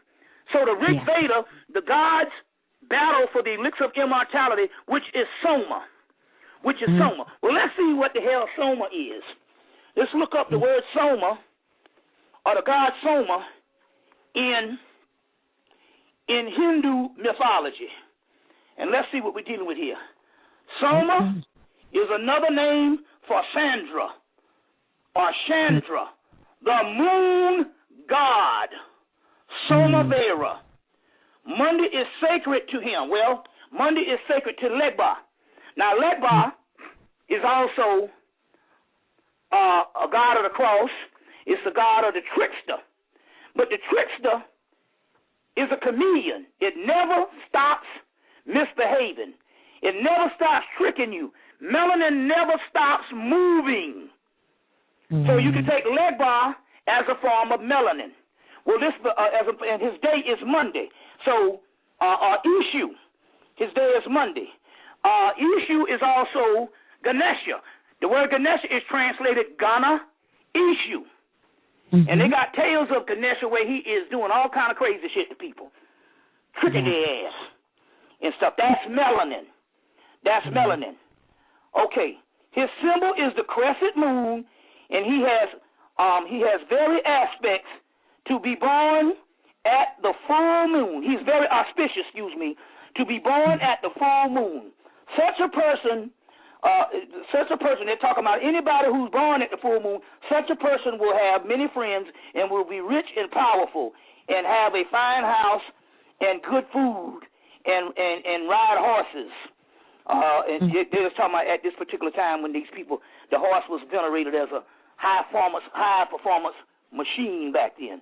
But he's also when they talk, the priests say, "O moon, O shiny, son of the sun disk, thou who advanced the knowledge among men." Now, the key here is Sama, which we know is melanin, is also a moon god. Now look at this. Yeah. You heard the story, the Helen of Troy? Anybody ever seen the movie Troy? Yes. Okay, now Troy, I think it was Helen was kidnapped, I think by Paris, and taken to Troy from some former Greece or what have you. And she was so beautiful until they had a war for 10 years to fight. And in that war, they also had your boy Achilles. They had the Achilles heel. Get the Brad Pitt movie and see all that. Now, since then, The European is real crafty in trying to craft history. He did it twice. He did it with King Arthur and the Knights of the Round Table, and tried to make Britain, tried to historically weave the mythology of King Arthur into British history, which we know that King Arthur comes straight out of the mystery system. The guy Rundle and Clark's book, Egyptian Myth and Symbol, go into the whole science of King Arthur and the mystery system. Arthur is also called the Dog Star, also in the Sirius mystery book. So my point is, they will take parts of history. So now they're trying to say that Troy existed somewhere near Turkey. Anyway, but what they didn't know here is in the Hindu mythology. Yes. You have Helen of Troy, stolen by Paris. You have a god called Tara, same god that the goddess Tara. But this particular goddess Tara is so beautiful to men ejaculate on the ground when they see her. She's later on Parvati, a form of Parvati also, that Shiva's wife. So she's real beautiful. And so Sama, the moon god, steals her and takes her to his kingdom, and they have a war for 10 years to get her back. Now, look, see, here's one that's the story in mythology that predates the Troy story, thousands of years, and you got another one of these people trying to make like the Troy shit existed, because they're always trying to mythologize themselves in history. You see what I'm saying? So it's the same story where Sama, the moon god, Melanin, steals Tara, takes her to his kingdom, and all of the gods, Shiva, Vishnu, all of the gods, Krishna, go and fight a war for 10 years to bring her back. To bring her back, you know. Right. And Sama, Shiva slashes, take a sharp object, and I think it might have been his spear, his trident, and slashes Sama's face in the doggone battle, which is also talking about opening of the mouth, or it's also talking about tapping into the pineal or opening up the third eye. But she is returned back to the devas, which is Shiva and them, and Sama goes and returns back to the kingdom of they say the lunar race. So what is the lunar race? The lunar race is the melanin race. You see, is the melanin race. That is what the lunar race is. You see, now, God of the lunar race. Now, the moon eclipse at the time of the awakening. Now, this is what the key here is. Now, based on some text that's coming out of Kashmir, Kashmir, Kashmir, they fighting in Kashmir now. That's called Pakistan and Afghanistan. That used to be the land of Shiva. And they at the land of Shiva, they worship a system of Shiva called Kashmir Shaivism. And Kashmir Shaivism.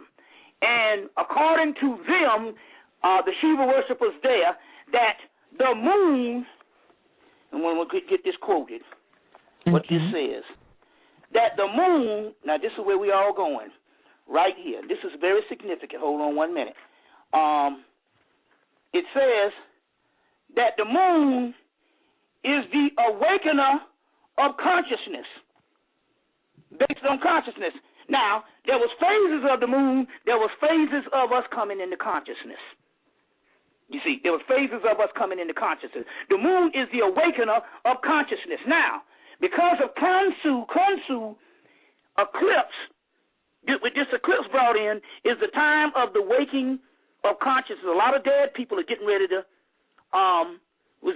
getting ready to wake up. The phases of the moon never stop, just as melanin is phases. Melanin never stops. It's also, it emulates the phases of the moon. Or, because we were the gods and we would always existed, the moon emulates the phases of melanin. The phases of melanin. You see what I'm saying? Now, okay, so we're connected to the moon, And Khonsu is called the placenta, the king's placenta. Now let me break this down. You all right? Let me break this down. And then if you don't understand, we go into a question and answer. But I want to give you this. We going home with this thing now. Yes. Okay. Now Khonsu, as well as Krishna, so-called had a brother that never. Now check this out. Khonsu had a brother that never made it into this world.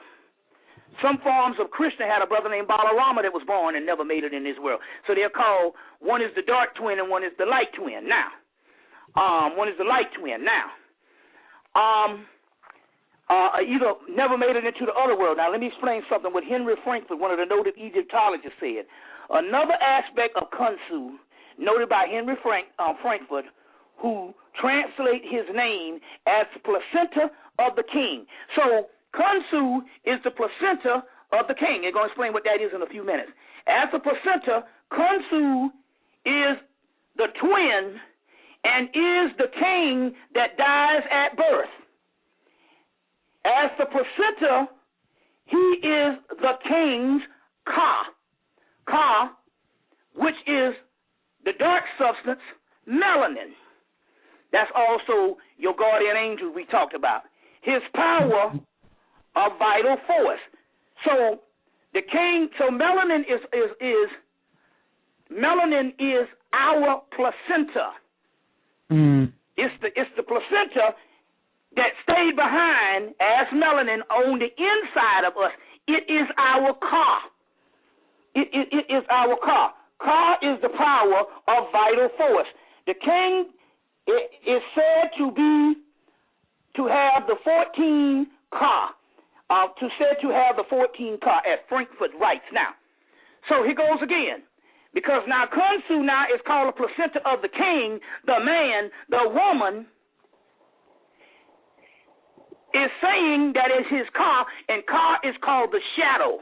Ka'abit is what it's called. And Kabdit, Ka'abit, or Kadis, or later on Hadith in Muslim, they got it as a sacred teaching now, but it comes from the Ka, and it's talking about melanin is what it is talking about.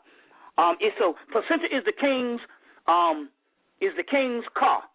So Khonsu is also Cupid. Now Cupid is Eros. What is Eros? Eros, in the beginning, you had two gods. This is in what you call Phoenician mythology. Later on, they call it Greek mythology. You had two things that appeared in the universe. The first thing that appeared in the universe was Gaia and Eros. Gaia we now know as the earth. So the earth is the beginning of the damn universe. That's exactly what the Dogons say. They say in the beginning there's Potolo, and Potolo is the earth. So in Phoenician mythology, they said Gaia was before the universe formed. Gaia and Eros. Eros later on is Cupid. So Khonsu is a form of Eros, which is the power behind sex and the power and driving force behind energy itself. That's why during the moon time people get horny. You see what I'm saying? So get horny and stuff. So in this particular part, here go again. We're talking about some ancient stuff that's now come back to the planet. And so I first tapped into Khonsu and I was dealing with Ankh Khonsu. And Ankh Khonsu is the guy, is the priest in Egypt that his stela, his stone tablet, his funerary tablet is what they translated the book of law from, because the angel Awas came after they read the magical incantations from the stela or the stone tablet of Ankh Khonsu and invoked Awas, thus gives you the book of the law. They translated it in the final translation in 1969, and because of Ankh Khonsu was a moon god, they said, let's fake this lunar landing and stuff. So there's a lot of stuff that's wrapped up behind that. So the brother Andrew Brown was telling me about Michael Bertillot, who wrote the Vodun Gnostic workbook, and in there, Michael Bertillot was explaining to him that there was several phases of the moon connected to the goddesses. In Hindu, Durga, and in Yoruba, Yemenya is the new moon.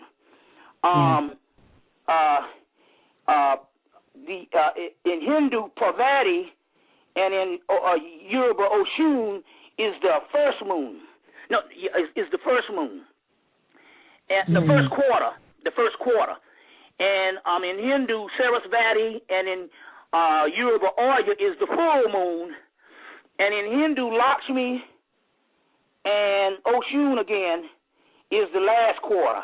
So he was breaking that particular thing down. And he also talked about in the Vodun Gnostic workbook, there was a god called the goddess of the first day. Got this long name in the Vodun Gnostic workbook, but it's a moon goddess that comes out of Vodun. Yeah. And it's mentioned in the Vodun Gnostic workbook on page 119. He's a cat moon goddess. It's a cat moon goddess that's connected to the goddess Bass. Now, this is the final part that I'm going to deal with, and we're going to go into question and answer. We're going to go into question and answer. You ready? Oh, yes. Oh, yes. Okay. Let me go into question and answer, but I want to give you this final part, and then we can start discussing this stuff on what's going on. So what is going on with this particular Khunsu new moon eclipse? Even the Earth was in retrograde at the time. You see, during the solstice and all of that. What happened with this particular doorway? So let's go into some couple of things on what this is talking about here. What this is talking about. All right. In the Kabbalah, Yased, which is a spear, Yased, which is a spear, is the foundation, which corresponds to the moon. Therefore, it is astrologically the doctrines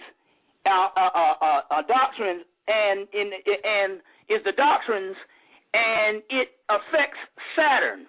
Saturn equals 3 transmitted through the moon, which is 9. And the power of Saturn is squared. Now, this is what it says.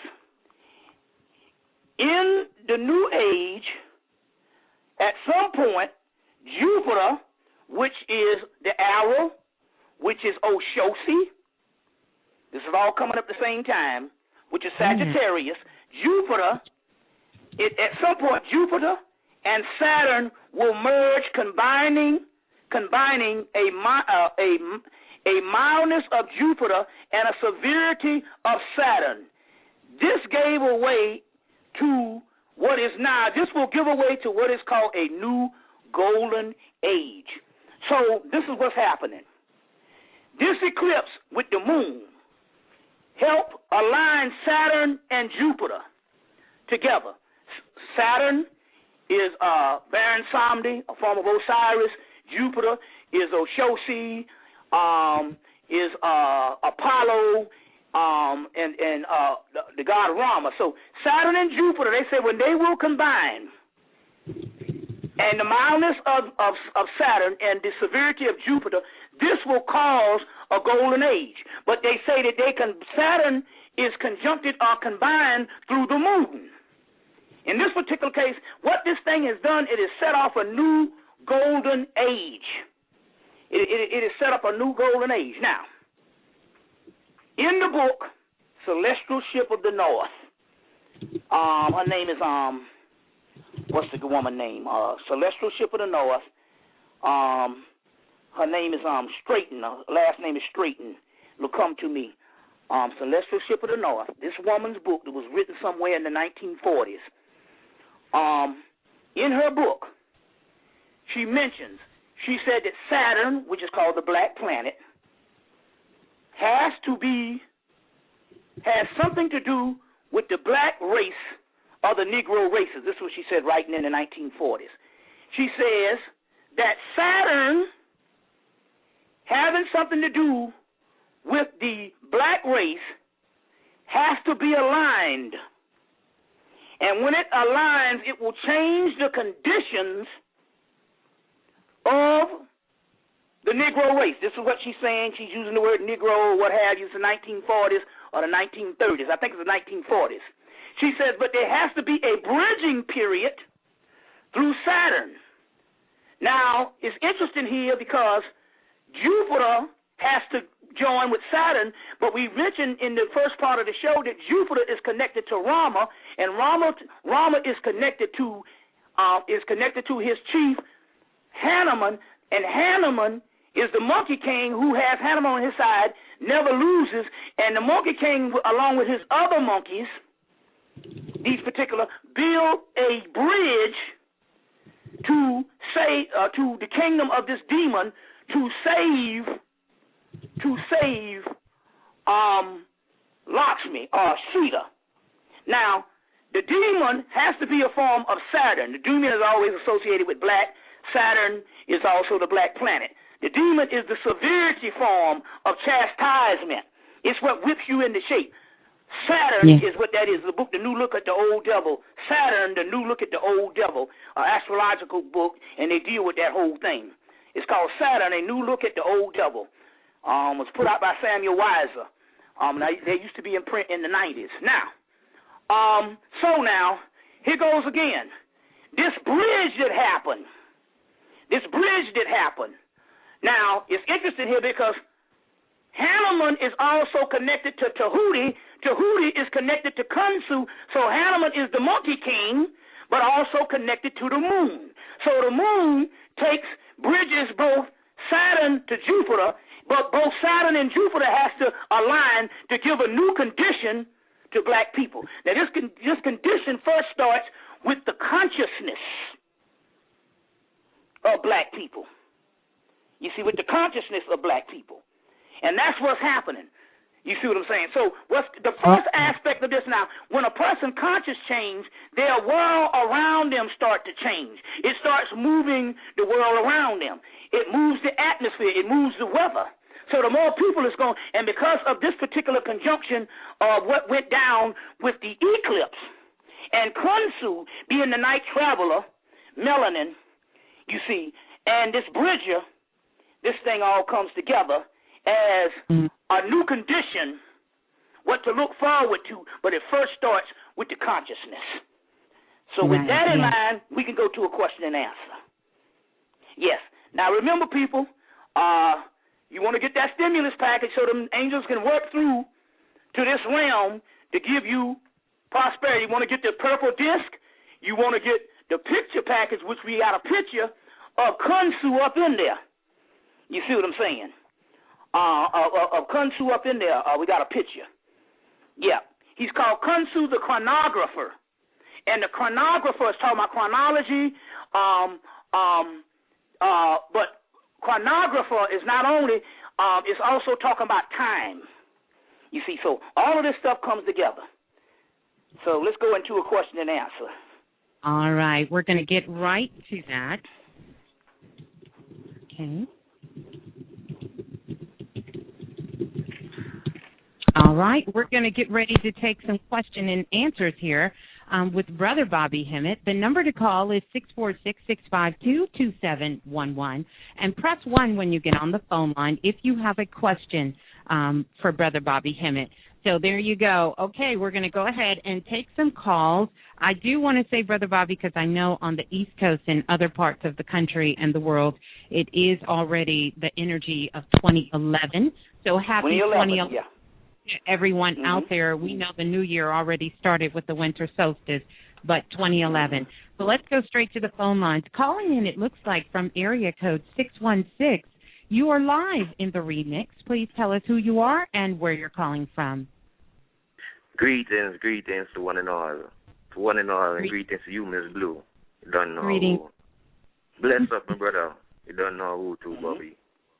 Yeah. So I just want to greet everyone tuning in around the world, in their world, in the mighty and powerful name of the I, Most High, I, Yahweh, I. You have a Most High. You have a question? Yes, I just came to give you all the whole evolution, history behind the mythology was holding on us as black people and moving forward. Okay, but we're going to take questions right now. So if you have a question, you can come and share, because we have about 40 minutes left to go in the forum. Didn't mean to cut you off, brother, but you can come back on a chat and chill night, and you can share your mythology with us. We'd love to hear it then. Let's go to the next caller with a question. Calling in, it looks like area code 608. You are live in the remix. Please tell us who you are and where you're calling from. Is it 609 or 608? That's you. I'm sorry. Oh, hi. Thank you. Yes, my name is Sharon. I'm calling from New Jersey. Okay. Are you the same age in Universe B, that parallel universe, that you are in this universe now? More than likely, yeah. But remember now, in that particular universe, age is not really a factor. Right, but you wouldn't be like born like a baby there and an adult here. No, you would be the same as you are here. Right. But we talk about a spiritual sense now, so right. Which is good, because which sets up the next question, because a lot of people always ask, well, what it's going to be like. Mhm. And isn't it very the return similar? of the gods? It will be like the appearance of what you would want it to be. So let's say, based on age, you would probably be the same age, but it would be based on your thoughts and the chakras. The chakras is what is really over there. True, right. It's an illuminated being. It's called a glorified spirit. Right. And it can be whatever you want it to be, whatever form you want it to be, how beautiful you want it to be, how tall you want it to be, based on how you think. Right. Yeah. And study the chakras and the alignment of those, you see. And so it would be like that. But on the other hand, it probably, the universe be going to be, your soul is thousands of years old, and you also have thousands of incarnations. So if you ask the question, which is a good question, would you be the same age? No, because if you was going to be the same age, let's say if I'm 48 years old, or 49, I'm 49 years old, well, my soul is way older than that. Right. My soul is thousands of years old, so I don't think it would do that. But as far as you being another replica over there, a much more glorified spirit, it would be a connection. So gotcha, right. You probably would appear whatever age you want it to be. Right. You see. Yeah. Yeah. So something like that. Thank you so much. Kind of think of it as how you think a god would be. Right. And whatever aspect of a god would be infinite possibility. Right. And apply that to this particular entity in the other realm, in the other universe B. Okay. Yeah. Thank you very much. Thank you. Okay. Bye-bye. All right. Thanks for calling in. All right, we're going to continue to take questions here. We're going to go to the next caller. It looks like calling in from area code 215. You are live in the remix. Please tell us who you are and where you're calling from. Adrian Mobley, I'm calling from Philadelphia. Okay, right. Greetings to you. You have a question for Brother Bobby? Yeah, I got a question. As far as melatonin go, I know they sell melatonin at like GNC and stores like that. What would the effect that melatonin would have on us if we would take it? We did a lot of experiments with this in the 90s, and I can tell you my experience. And then by me being able to travel all over, people would come up to me with their experience.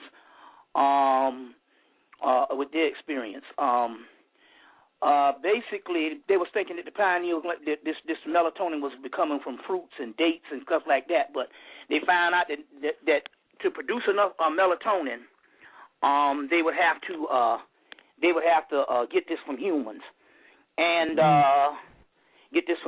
Now, it means either one way to do it. It means that they would have to kill an extraordinary amount of humans, or when a human dies, especially somebody black that has a higher concentration of melanin, they would the hospital would automatically get the pineal glands. And I tell the story of the guy in Washington, D.C. that worked for Johns Hopkins, and he had another friend that hadn't seen him since graduation of 1969. And he said he saw this brother in 1990 for the first time. And the brother was driving a truck, and it had all these bottles of solution in it, this clear solution. It was like hundreds of bottles. He said, well, what are those? He said, well, the guy said that those are pineal glands, and when a person dies, we take those pineal glands and we take them to Johns Hopkins. So in so many words, this might be a production of that. We believe that the Rwanda murders, the Rwanda murders, any kind of mass murderers and stuff, was also a production of melatonin. And now, what are the effects? When I took them, yeah, you do get a little sleepy and stuff, but when I took them one night, I woke up hollering because somebody snuck up behind me and killed me. So what happened was I witnessed the effects of the brother who was killed for that melatonin. It's all in the movie Strange Days, when they was killing people, and based on these people's death, they was getting off on it and stuff when they jacked into these particular people's memories. So the result is you can mess around and tap into people's memories messing with that stuff. And it ain't going to be happy memories either. So you know what I'm saying and stuff. I mean, we don't need it. And believe it or not, and even that is a saturated form. They have to cut that to the very minute level, because Dr. Richard King said that if you took true melanin, which they used to experiment in the 70s and the 80s, and in the 60s, he said if a person took true melanin, especially if let's say if you are of European descent and you taking some potent stuff, it's just like anything else. And even if you're black, if you're a black person and you have a calcified pineal gland, if Richard King said if you take true melanin, you will go crazy in 48 hours. He said, so obviously, you know, it's like that crack cocaine. They had some crack cocaine in the late 80s and early 90s when people was taking it, was killing people. And then after they got the goals and objectives, they cut it down to a $5 rock. But guess what? Guess what was in the crack cocaine that was killing people in the 80s and early 90s? Melatonin. Wow. Melatonin was a part of that. That's right. We even got that information. That's how it binded itself to black people, and black people couldn't get up off it. White boys get on the shit, and it was like just taking some Jaeger or something. They could kick the trip. They couldn't fuck with that ice. But when it came to crack, they could fare better with it. But with us, we couldn't kick that shit because it was melatonin or melanin laced. You see, and that shit was so potent it was killing people. They ain't telling nobody about that. You see what I'm saying? And so even when the brother said, "Well, I cooked it up," no, when you got the cocaine to cook it up, it was already laced with the stuff that the government wanted to put in it.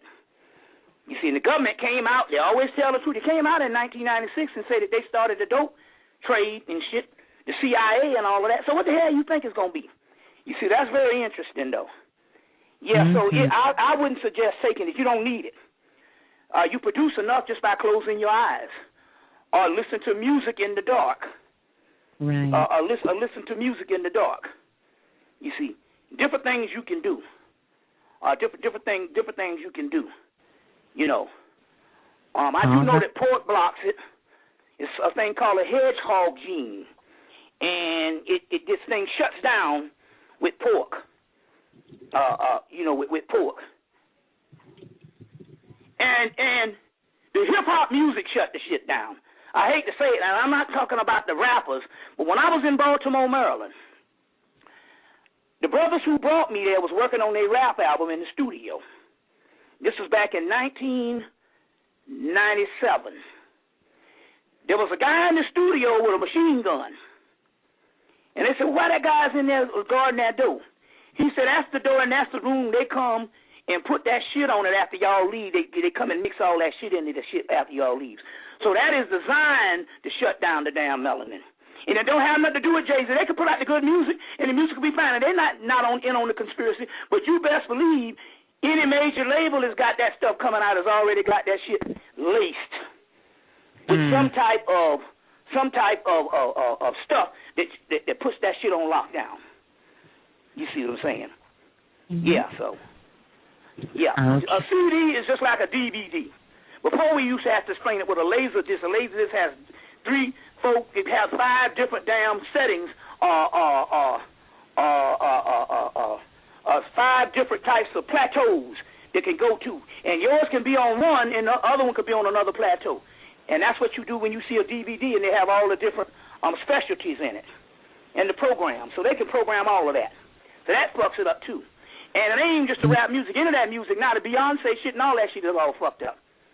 Any of the stuff that the young people is doing, the government done shut that shit down 15 years ago. So, yeah. So I just want to, give me some questions. All right. We're going to continue on. We're going to go to the next caller. Calling in, it looks like, from area code 832. You are live in the remix. Please tell us who you are and where you're calling from. Yes, from hello? Yes, greetings. What's up, Bobby? Brother Bobby? What's up, Miss Blue? Hey, right quick, I had a question, and we want to be no other place than right here with y'all guys, man. The vibration is crazy on when you're on the phone lines, but we want to be no other place. But quick question, I know you've done a lot of studying. I've been doing a lot of studying on laughter yoga, a form of letting go. Yeah. I was wondering if you have any books on that. There's some. I'm quite sure there are. I do know that a guy named S. Jason Black was talking about the techniques of laughter, of laughter and stuff like that to release certain things. So I'm quite sure. The only thing you got to do is just to go on the internet and just type it in because there's so many books in the particular field. And all, but any kind of yoga that deals with breathing is actually, because laughter is a form of breathing. Yeah. You see what I'm saying? It's also a form of breathing. Also, that same breathing can be done in the tantric aspect of things, tantric sex, with the same breathing techniques. So I would implore you to get a book called The Science of Breath, because ultimately at the heart of all that, they're talking about breath. Yeah. So there's a book, it's a little blue book called, I can't think of the name of the people, but it's called The Science of Breath. And that's the name. You either need to know the complete name of the book or the actual author, but that's the book. Get that book, and I think that book will give you a rudiment of what you're really tapping into. Right. Yeah. One more question. Is that? It's dealing with Kali. You think laughter is dealing? It's because it has something to do with letting go. I was lucid dreaming one time, and I really been trying to get more conscious in the astral realm. And the most conscious I've been is whenever I laugh, and it really helps. Yeah. But what's the question? Is there a connection? I know you've done way more studying than me. Is there a connection with laughter and Kali? Well, Kali. See, you got to look at different things that laughter is one thing that taps in the breath. Dance is another thing that taps in the breath. Now, Kali in the mythology gets into a dance contest with Shiva, and Shiva wins the dance contest. So that is actual dance, rhythmic dance, or that is also dancing with sex, tantra. Either way, you're doing breathing. So here goes again. It comes back down to the whole breathing thing. And so these mythologies, when they're talking about that's what they're talking about. That's what they're talking about. Yeah. Yeah, okay. Yeah. I'll be here with you guys. Thanks, Miss Blue. All right. I want you to keep up the work. All right. Later, guys. Yeah. Okay. All right. Here we go. We're going to continue on going to the next caller. It looks like calling in from area code 646. You are live in the remix. Tell us who you are and where you're calling from. Kahea, and from Iowa. Hi, Bobby. Hi, Ms. Blue. How you doing? Okay. Good. How are you? Thank you for the show. I'm good, thank you. I have a question. I had a vision the other night. After I asked, why did you give us bodies if they're just going to die. Why put us through that process of, having to fear that and, lose that? And I went to a spirit came to me, rather, and he said that he was the creator of darkness and his brother was the creator of daylight. And they wanted to see each other's creation, but they couldn't because the one would bleed into the other. So they took different forms. And when they took the other forms, they left somebody in charge.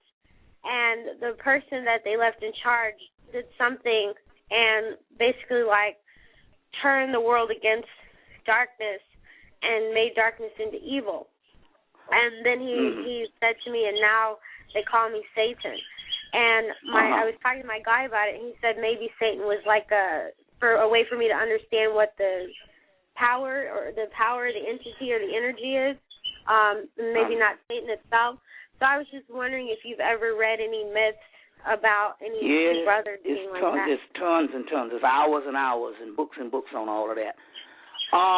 The darkness is just the more potent force.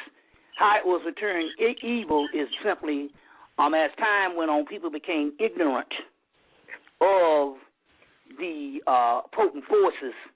And when they don't understand something, they lump it into the trash can of evil, into the area of evil. It's almost like if you go into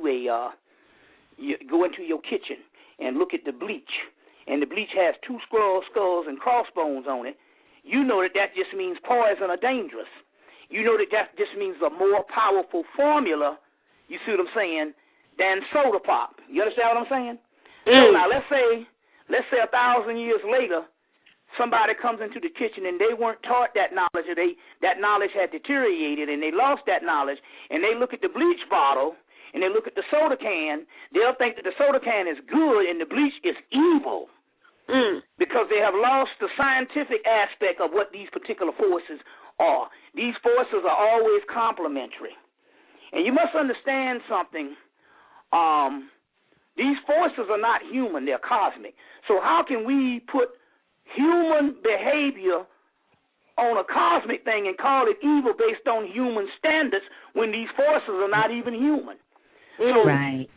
You see, so what has happened here is over the years, the ignorance has made the forces that they don't understand, and the ones that might look a little more pronounced than the other one, they have made it the scapegoat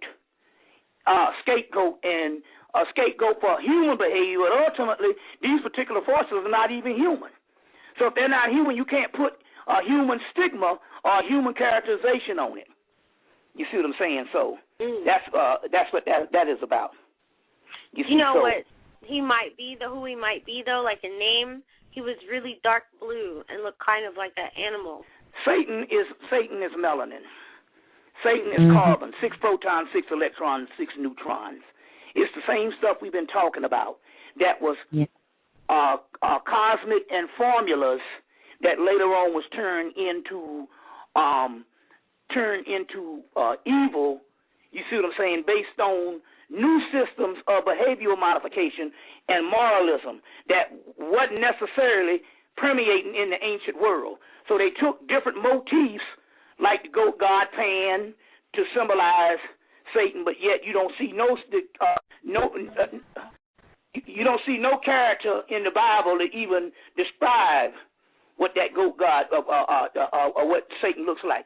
So my point here is Satan doesn't exist. Ultimately, it is a figment of man's imagination, especially within the last 2,000 to 3,000 years. You see what I'm saying?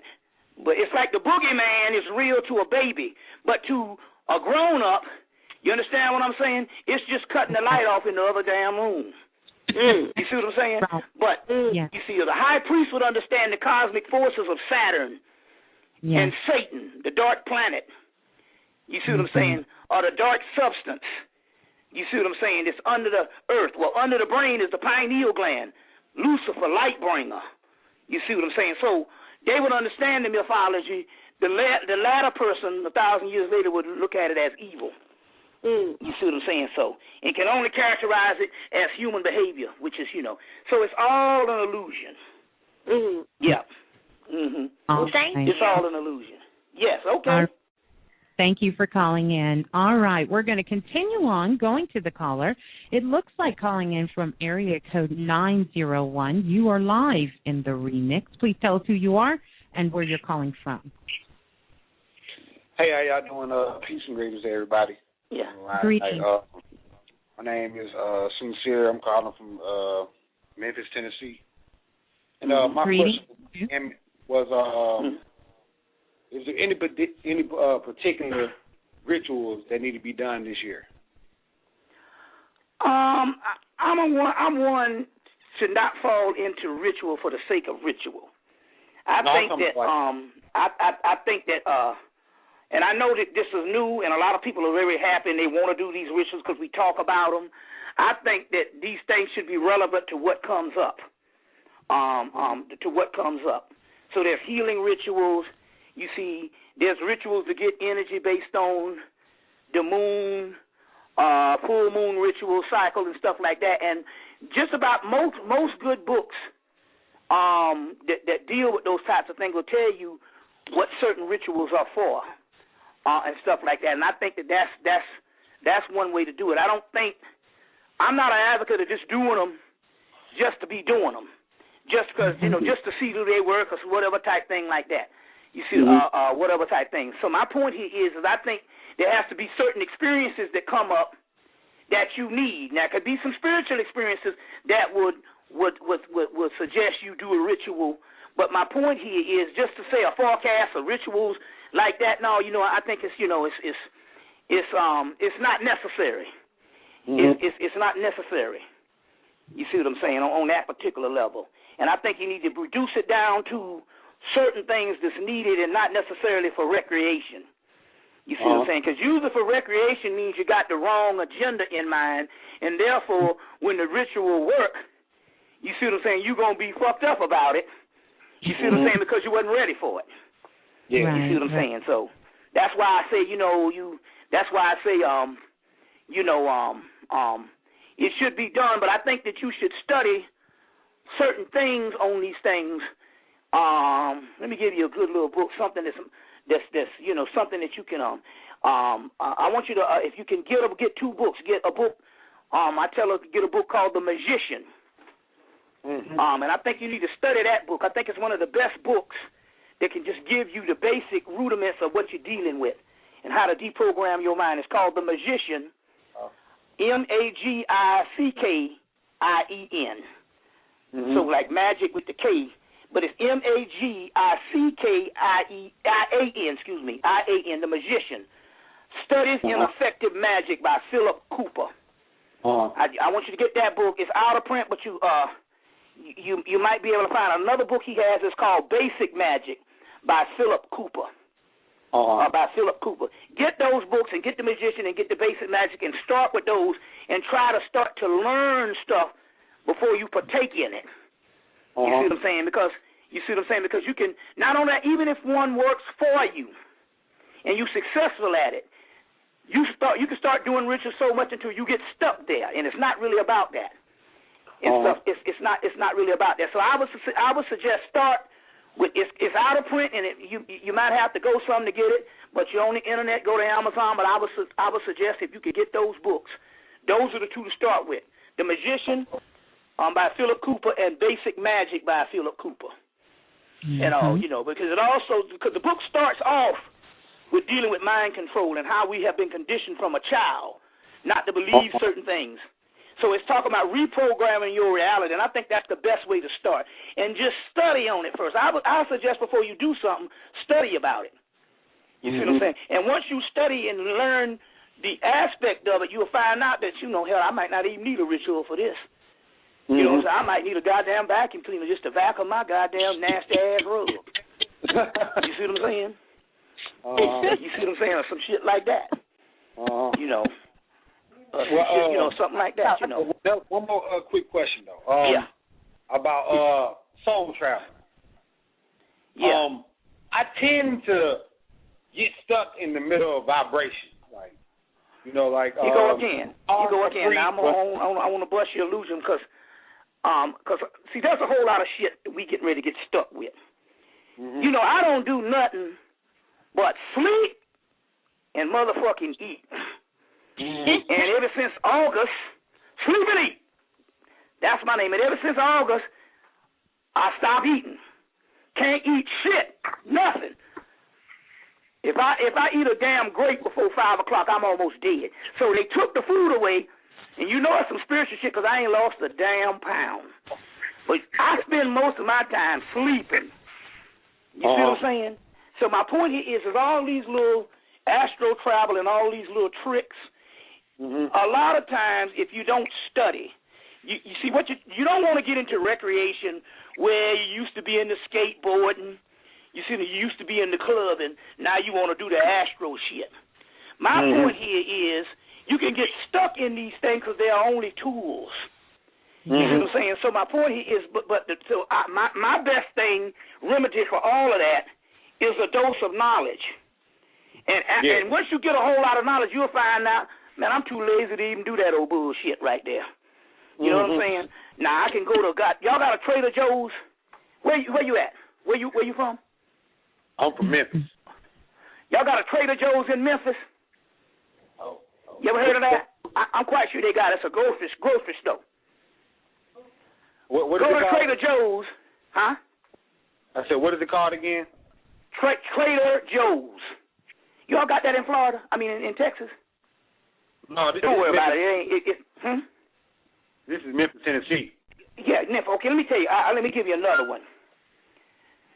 They got Linda's chocolates. But what you want is a Linda's chocolate. This comes in a round ball. It's a white chocolate in a round damn ball with some white oozy shit to come up out of it. It's called Lint. Oh, Lindt or something like that. Yeah, Linden chocolate. Yeah, I heard of it. Linden, yeah. Yeah, Linden. Linden. Go and get it's a round white chocolate ball with some white chocolate shit in the middle of it. And bite down into that motherfucker. And see where your mind goes. You see what I'm saying? Outside of cleaning out the whole bag in one setting, you want to see where things go. You see what I'm saying? You want to see where things go. You want to go and get some shit called Blue Sky. Blue Sky is a all-natural soda. All-natural soda with pure cane sugar. And it's going to taste like the sodas that, I don't know how old you are, they might taste like the sodas in the 70s before they came up with the high fructose corn syrup. You want to get the Blue Sky sodas and drink one of them fuckers and see where your mind goes. It's going to transport you back to childhood. Yes, at a time that's happy. So my point here is to start with small things to build a spiritual ecology around you and all this kind of thing here. About the horseradish. Yeah, and all that type of stuff. My point here is that's all well and fine, but my point here is, let's say you go to the astral realm, what the hell are you going to do there? You don't have enough knowledge to experience. You see what I'm saying? What's going on there? Now, the point I'm trying to make here is half them niggas on the astral plane I don't even want to fucking see. You see? Because them the same niggas used to live here, even if it was 100 years ago. You see, so the point I'm trying to make here is yes, if you have an astral experience, which you do when you have dreams. Now, see, Hemmitt say you should always expect these experiences. But to focus on totally trying to do that, you see, and I know where you're coming from, because when I first got into the astral plane stuff about 16 years ago, I worked tirelessly to try to get to the astral realm. And what happened was as I gained more and more knowledge and stuff and knew what it was about, you astral travel when you dream. This is just basically giving you a clear aspect of it. You see what I'm saying? But not unless you're trying to contact somebody or do a certain work for a certain thing. You know what I'm saying? If I want a goddamn joyride, I'll get in the damn car. You see what I'm saying? It gets old. Shit. I'll get in the car and all, and drive to Zesto's or someplace and stuff, But that's what I'm just trying to say. We can get stuck with all these old techniques and stuff and I understand because we did the club thing, we did the church thing, we got to fill our thing with something else instead of being lonely.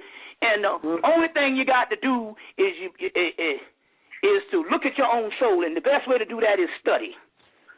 And it's study. And then when you study and find out all this shit is an illusion, you don't even want to do shit but sleep and eat. All right.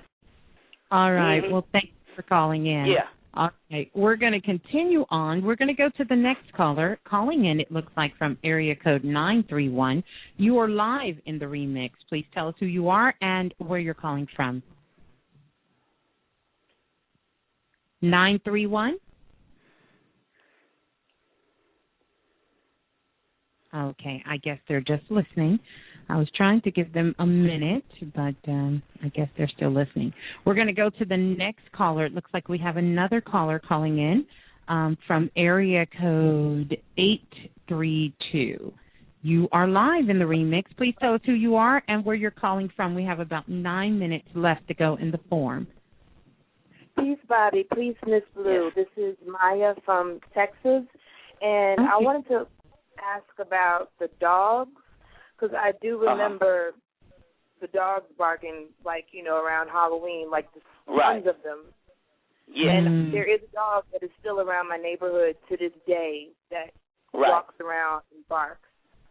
Right. And so, yes, and so, but most of those dogs didn't bark after Halloween and stuff, because what happened was with those days of the dead, All Hallows Eve, the two worlds bump into each other. So that universe B we was talking about, they bump into each other.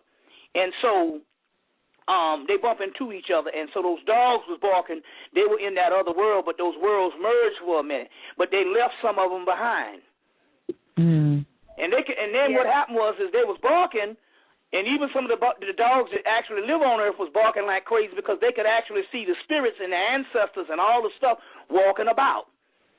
You see what I'm saying? I tell the story how my queen Linda went to a Halloween party, and it was she said it was maybe about 100 people there. Her and her friend, and she said they stepped outside for a minute and talked for a little while, and when they came back up in the place, wasn't nothing but about 20 people in the place. About 10 minutes later, wasn't nothing but like 20 people in the place. Almost 100 before that. Now what happened? Those were the spirits and ancestors that had come in and was going to this party and had materialized on that realm. You see, so that's somewhat like what the dog thing was going. But those dogs was barking at those spirits. Yeah. Mhm. So that's what that is. And then they left some, like I said, they left a dog behind we never heard before. And I've been in this thing going on 12 years. In this house, and never heard him before, but he's still out there barking. A hound dog, like the hounds of hell. Yeah, this is a black dog that's in our neighborhood. Well, that's an Anubis type energy. Yeah. Definitely. Yeah. All right. So it's not like a gateway near the dog or anything like that in that sense. It's just something was left behind. No, the gateway is here. It's open. It's open. You see what I'm saying? He came through and he stayed. Okay. You see? Yeah. It's open. Mhm. All right. Yeah. All right. And as a result, what's going to happen, your DNA and the molecules in your chakras, which there's 160 chakras in the body, going to start responding to that gateway that's open, and they're going to start opening. And that's how the people's consciousness is going to start coming back in on a scientific level. On that particular level, a metaphysical level, or those chakras are going to start opening on a massive rate because of the dimension we have slid into, and those two worlds are merging. And now with this whole melanin thing to help it along with this Kunsu and this moon and this eclipse, it's going to really activate this stuff. Yeah. Mm-hmm. Okay. All right. Yes. Thanks for calling. Okay. Peace and blessing. All right, Brother Bobby, we have about 5 minutes. We still have lots of callers on the line, but I do want to take this time while everybody is still live here, because everybody is sending love to you. They want to know what's going on, where, what's going to be new for you, what's coming up for you in 2011. Well, I do have one people, if you're in the New York area, I do have the one lecture right now. There'll be others following, but on Saturday, January the 15th, it starts at 2, but, we'll get on the way by 3. We always give them CP time if it's at 2. If it's at 3, we'll say 2, because we know they're gonna come at 3. So the admission is from 2 to 8. The admission is $20 admission, and it's at LIU, Long Island University. That's the Brooklyn campus. The Brooklyn campus, you can call on the Brooklyn campus, and that's right downtown on Flatbush in DeKalb in Brooklyn. For information, you need to call Brother Shabazz, which is 347-267-9798. And all, but you could call and call and get the information on what you want to do. Yes. And yes, but it's going to be talking about the ancient Orisha and the Olmecs from Atlantis. I'll be repeating some of this lunar stuff because by the time I get down there on the 15th, there'll be more information coming in. But this is talking about the ancient Orisha and the Olmecs from Atlantis, and we're going to explain what that Olmec head ultimately is.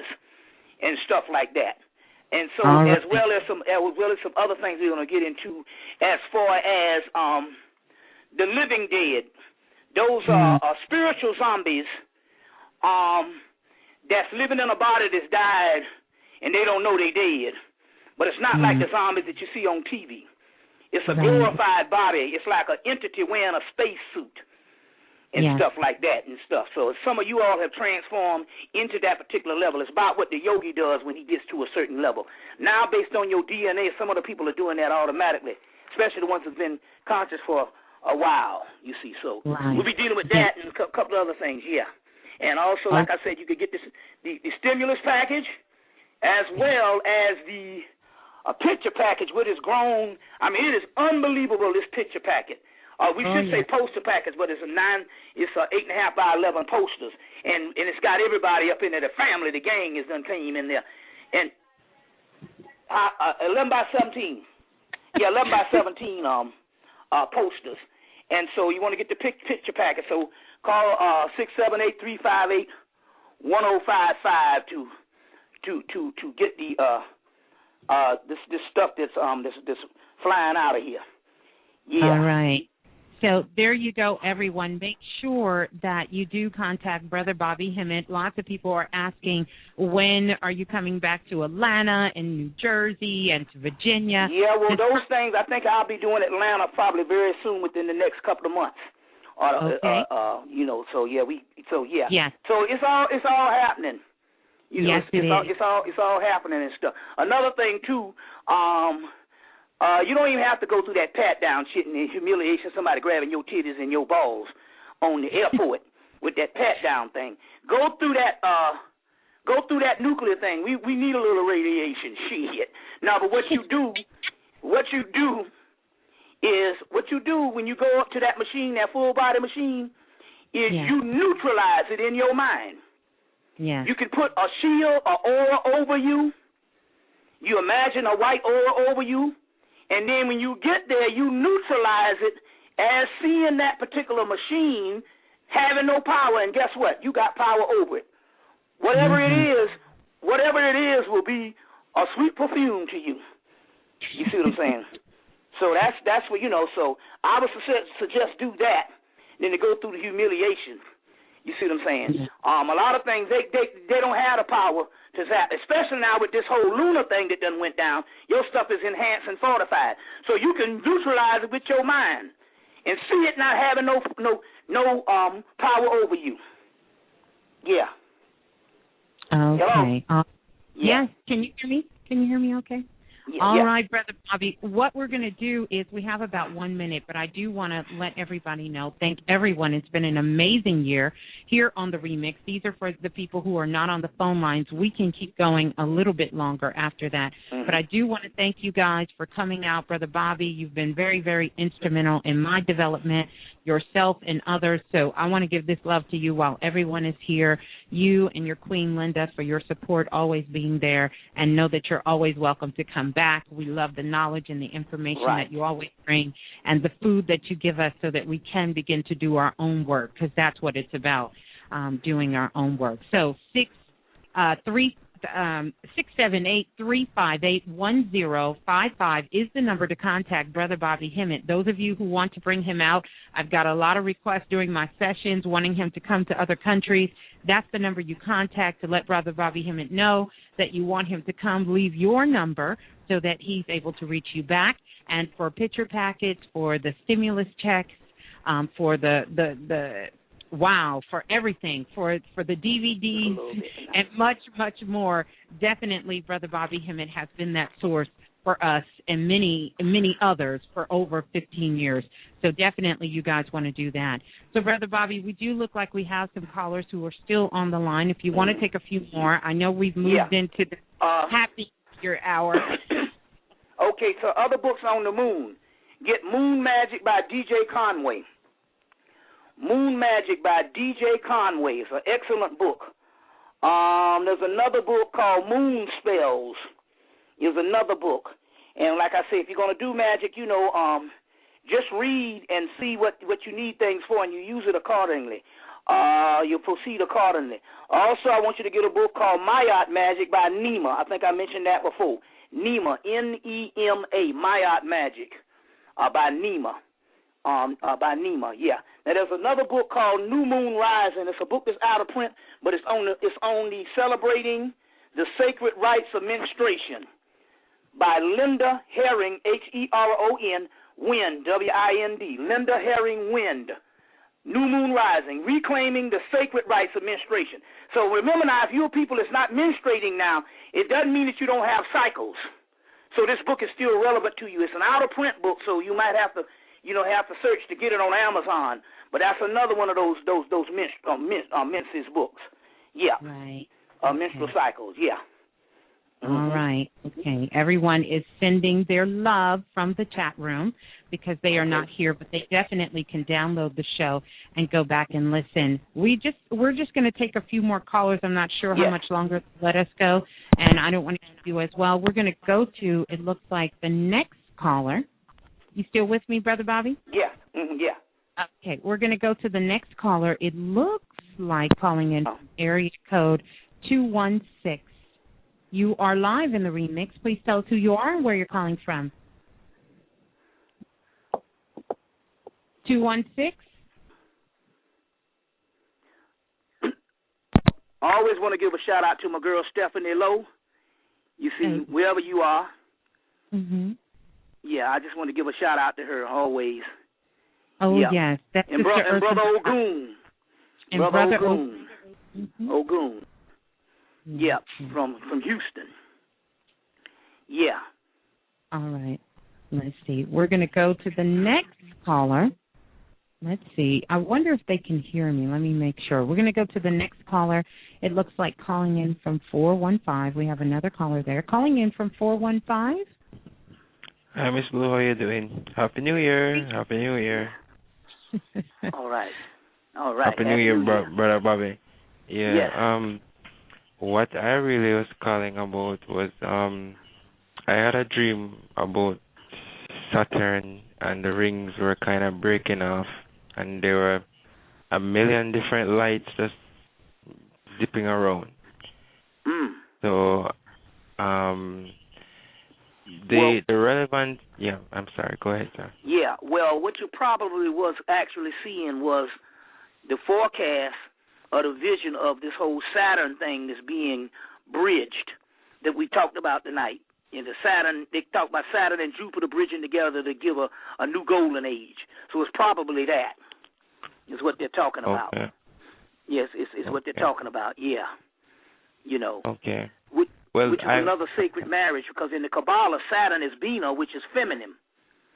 And which is feminine, so so you got Saturn and Jupiter. Jupiter is the arrow, and the arrow always is the lightning, and is also the penis. So you're talking about a merging together the divine feminine, the sacred marriage they call it, the sacred marriage, or the chemical wedding they call it in alchemy. Yeah, so all of that stuff is right on time. Yeah. Mm-hmm. Well, I was going to ask you about the kind of mindset to have, but you kind of give a synopsis of it, and I think I'm already on it. Eat, sleep, just, chill. Yes. Well, all right. All right. Thanks All for right. everything. Peace Thanks to you, Brother Griffin, and thanks for calling in. Yes. Yes. Yes. There's an excellent book that came out in 2000, a year before the World Trade Towers fell, and the book is called The Tower of Alchemy. The Tower of Alchemy. And the name of the guy that wrote the book is called, let me see if I can get his name. Advanced Guide to the Great Work is the name of the book. The Tower of Alchemy, The Advanced Guide to the Great Work. It's a book by David Goodard, Gaddard. And ironically, he comes out with this book, The Tower of Alchemy. And alchemy is the study of melanin ultimately. He comes out with this book, and then the next year the World Trade Center fall, as if to say that he didn't have anything to do with it. What this thing is saying here is sometimes the spirit world will give you certain things and tell you where we are. And so that's also that rise. And so we got the number 11 coming back around again, which is the two towers. So those are two towers of alchemy. So therefore, I suggest that particular book, the Towers of Alchemy by David Goodard and stuff. Yeah, and all. Yeah. So those are some good books. Yeah. So. All right. Great resources there. We're going to continue on. Let's see if we can go to the next caller. Calling in, it looks like from area code 619. You are live in the remix. Please tell us who you are and where you're calling from. Peace, Remix family. Miss Blue, Brother Bobby. Yes. Red Eye. Right. Happy New Year to everyone. Yes. Okay. All right. Brother Greetings. Bobby. Yes. Question is, just for a little bit more clarity, if I heard you correctly, you said that on the other side we are being prepared for exaltation. And I kind of related that to when you said that Gary Coleman was being returned to the fairy realm. Yeah. And he was returning as their king. So I know that we all have our own reality, and at the same time we have a collective reality. So how do we understand exactly what it means to be exalted in another realm? And does that mean that we are being caught up in the twinkling of an eye and all of that? That part will happen. That part will happen. All this is just going to disappear. But what we're saying is basically look at it on an alchemical level or on a formula level of energies. We'll just rise into our highest levels of the glorified spirits. So even with Barry Coleman, when he went back that way, and he was a part of that, ultimately when this thing is all done, we not only will be just like the gods of the angelic host that we look at as the Netherlands or anything like that, but we will even have our own particular universe within us, or within our mind, or within our entire essence. So really, you can only speculate, because the simple fact it's never been done before is a good way to say it. That's the beautiful part about this. It's more of an experience that we'll be coming into than to give you the whole basic synopsis of what something is and stuff, because it's never been done before. So we can basically just try to give you some type of layout of what this thing is. And like I said before, we talk about infinite possibilities would be the ultimate aspect of that. Like I always say, take whatever God you've been reading and anybody you've ever admired enough to be a supernatural being that you would even be worthy of worshiping, and apply that to your situation that's coming down the tube, because that's what we're returning to. You see what I'm saying? I don't want to put limitations on it. You see what I'm saying? Yeah. On something that I know that we ultimately are going to have to experience the manifestation of. But, the manifestation of it. And we're at the first level of a consciousness that's coming into being. And basically the consciousness is the more and more you go through this consciousness, the more you are clear about things. I'm more clear about things than I was 10 years ago. I'm even greater. I was even more clear than I was 15 years ago. So it's always a clarity that will happen and stuff. And it's almost like an essence of just knowing or just being. So it's all coming to you. You see what I'm saying? But I don't want to limit it with just, trying to, sum up some stuff on to give you an idea on how it's going to be. Whatever it is, it's going to be right now at the level that we are dealing with our mind. It's so vast beyond that until, it's like a dog. No matter how much he say what he want to do, like I said, he want to be a human, and I'm going to go and I'm going to get my Alpo, you know what I'm saying, and I'm going to scratch my balls in the east, you know what I'm saying, and all this kind of like thing here. I'm a sniff this realm of different other dogs' asses and stuff, but he's thinking of what a human would be, but he's a human, he's a dog, and he's trying to give you a concept of what a human would be, but he's a dog. It's the same thing when it comes to these gods and stuff like that. It could just be divine bliss. You see, right. They say if you ain't the lead dog, they say if you ain't the lead dog, the only thing you see is the crack of another dog's ass. So yeah, right. So in closing, Bobby, it's basically like a graduating class of 2011 of the gods. Yeah, basically. Okay. And that's what man is, God. You see what I'm saying? Yeah. So. Okay. Mm-hmm. Well, right. I appreciate your time, and once again, Happy New Year to you and Miss Linda, Miss Blue, Remix family. Love everyone. All right. He's Red Eye. Thanks for calling in. All right, we're going to go to the next caller, and then we're probably going to go ahead, and I know everybody wants to get to their loved ones as we usher in 2011 here. Let's go. I believe it's a Skype caller, so I think I see your letters at CW. I'm going to click on you. That will be you.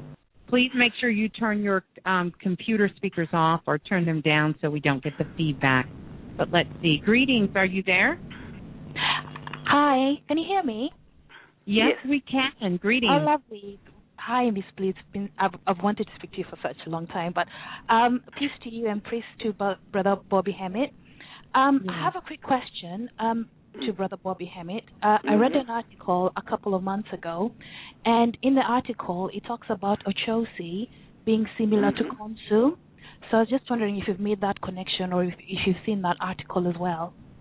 It was what article? What did it come out of?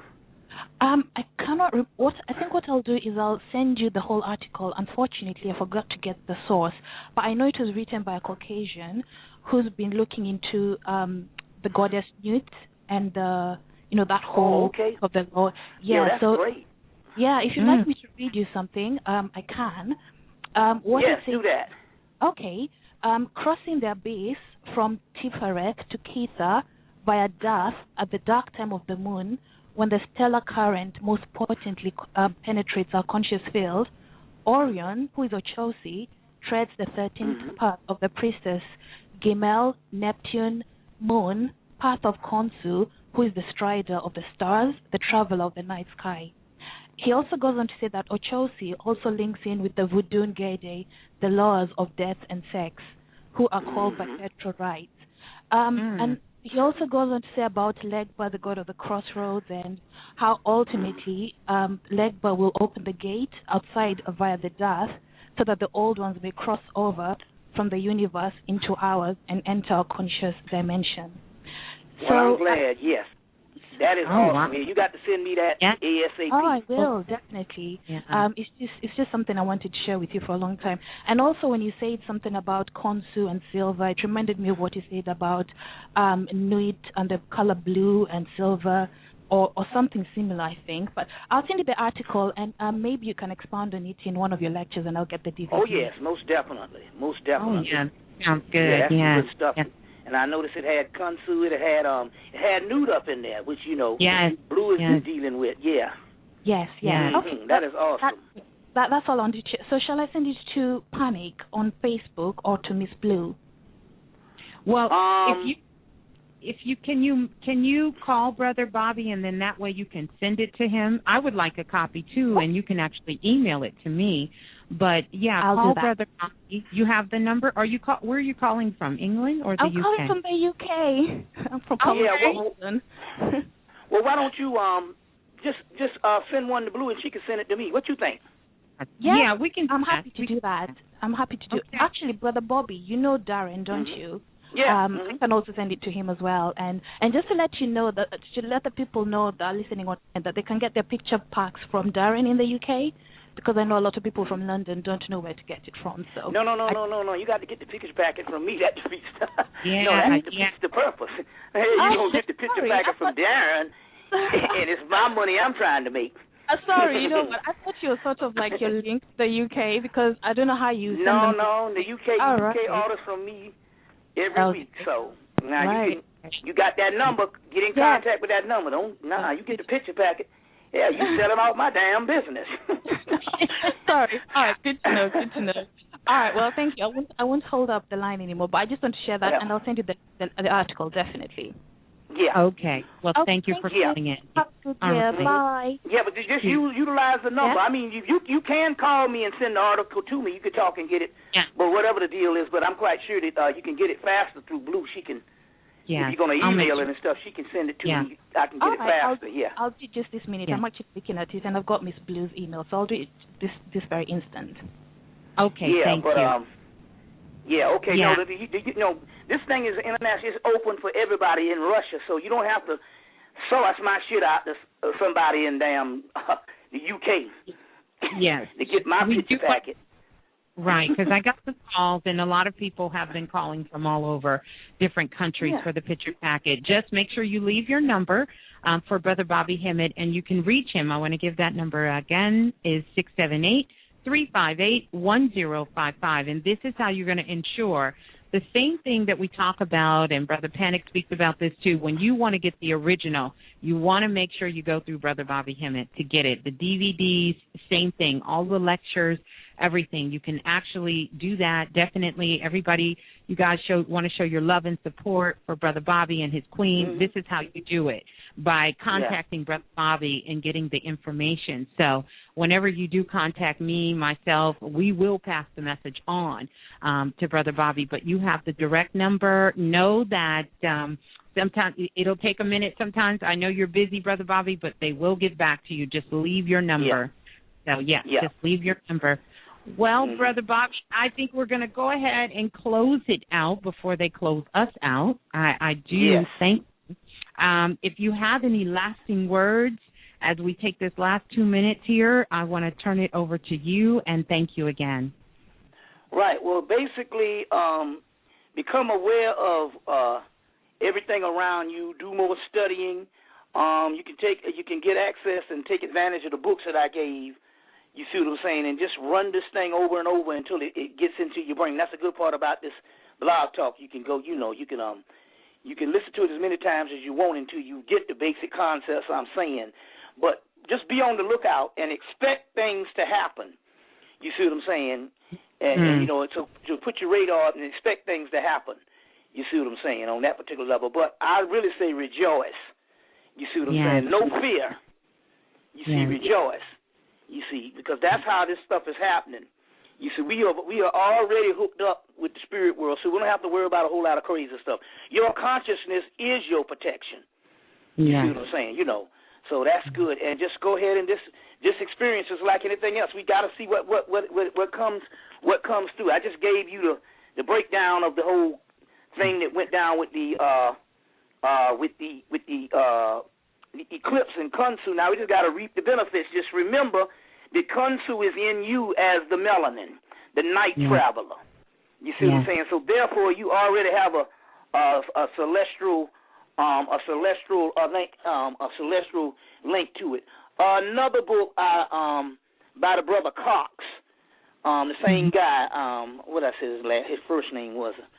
I can't do this. Robert E. Cox, and it's a book called Creating the Soul Body by Robert E. Cox. Get that book, Creating the Soul Body, and these might be things that's relevant to what we're getting into at this particular time. Robert E. Cox, Creating the Soul Body. The other one was called Elixir of Immortality. So I'm throwing out some of those, and let's just sit back and experience what's going on. That's it. Well, Brother Bobby, thank you so much again. Peace and love to you. I know you will be coming back. I know you're going to be in New York, so I put that up on my wall as well. Brother Shabazz has it up too. and just let everybody know to go out and definitely support and show love, and to be there in the New York area. Peace and blessings and safe travelings to you as you continue to move forward and do your work as well, too. Thank you for this powerful message. I will be going back to digest it shortly here again. So much love to you as we get ready to close out this evening, and thank you again. Yeah. Okay, then, well, I enjoyed it, and, it had to be. This is Kunsu coming through.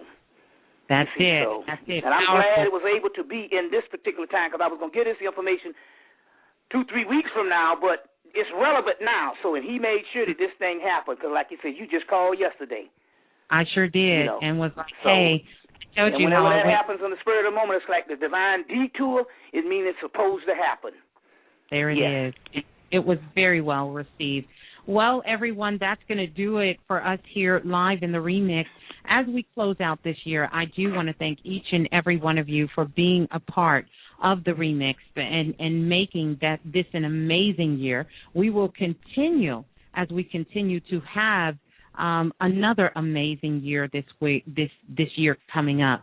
Big thanks to Brother Bobby Hemmitt and Linda, his queen, for all of their love and support and the work that they're doing. Big ups to Brother Panic, and much love to him as well, too. Queen Afua, Dr. Joy DeGrew, Dr. Francis Cress-Welson, Siba Haru Al-Kabulan, Brother Wayne Chandler, Yasir Hotep, Siba Yasir Hotep, also the Forgotten Foods. They will be coming with a show soon.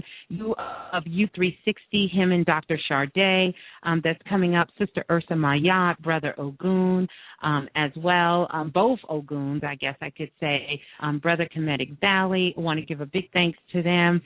Also to Rainwater, Sister Rainwater, who supports the forum as well and her work that she does. Sister Ebony, who comes by the show. Gosh, I could keep going on. Red Eye and the family. Want to give it shout out to Sister Esther, and also out to Griffin and everyone, Dr. Renoko Rashidi, who's been on the forum, and I could go on and on and on, that have been in the platform this year and years before. This is going on 7 years that the remix has been going strong, and so know that each one of you have played a very, very instrumental role in this.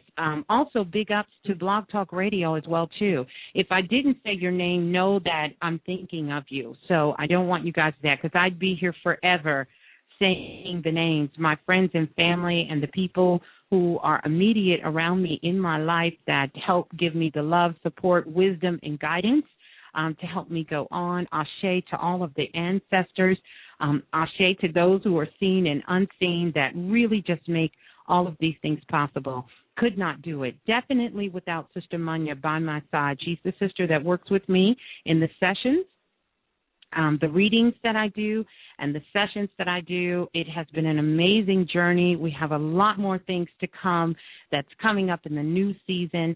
So for those of you out there that want to get the oracle readings, which are the sacred sessions or the Akashic record readings or the God Goddess numeric Akashic record readings, just email me question, QUESTION, the number 4 and the color blue @gmail.com. And we'll take care of you. We definitely will. I wish each one of you, especially as we usher in this Kansu energy here, is to continue to move forward in your travels, in what you do, and understand the power that you have within you. This is why I always say know your magic, because each one of us does have magic that lives within us. And it is through these tools, the tools that Brother Bobby Hemmitt and Brother Panic and others, myself, that we give you, that you continue to work, and the tools that you guys share with us each and every week that we're here on the remix and sharing this light and sharing this love with the planet, and continue to stay balanced. And don't forget about those who are closest to you. We do spend a lot of time and we talk about this. We talk about those who are now in the ancestor realm, but don't forget to love those that is closest to you, because that is where you can ultimately see your reflection. It's there. It's going to be with your children. It's going to be with the ones that you love. It's going to be with your husband, your wife, your girlfriend, your boyfriend. It's going to be with those individuals that the love is shared and that it is closely reflected. So with that, and I guess I said a mouthful, I want to say peace and love. We've almost hit 500,000 listeners on the remix, and that is just amazing in itself. Keep downloading the shows. Now you can find them on iTunes. You can also find them on YouTube and and I want to give a big shout out to Brother Mark. That's the brother in the UK, not in the UK, excuse me, in Japan, that puts up all of the shows, that has done an amazing job. This brother, very spiritual brother like you guys.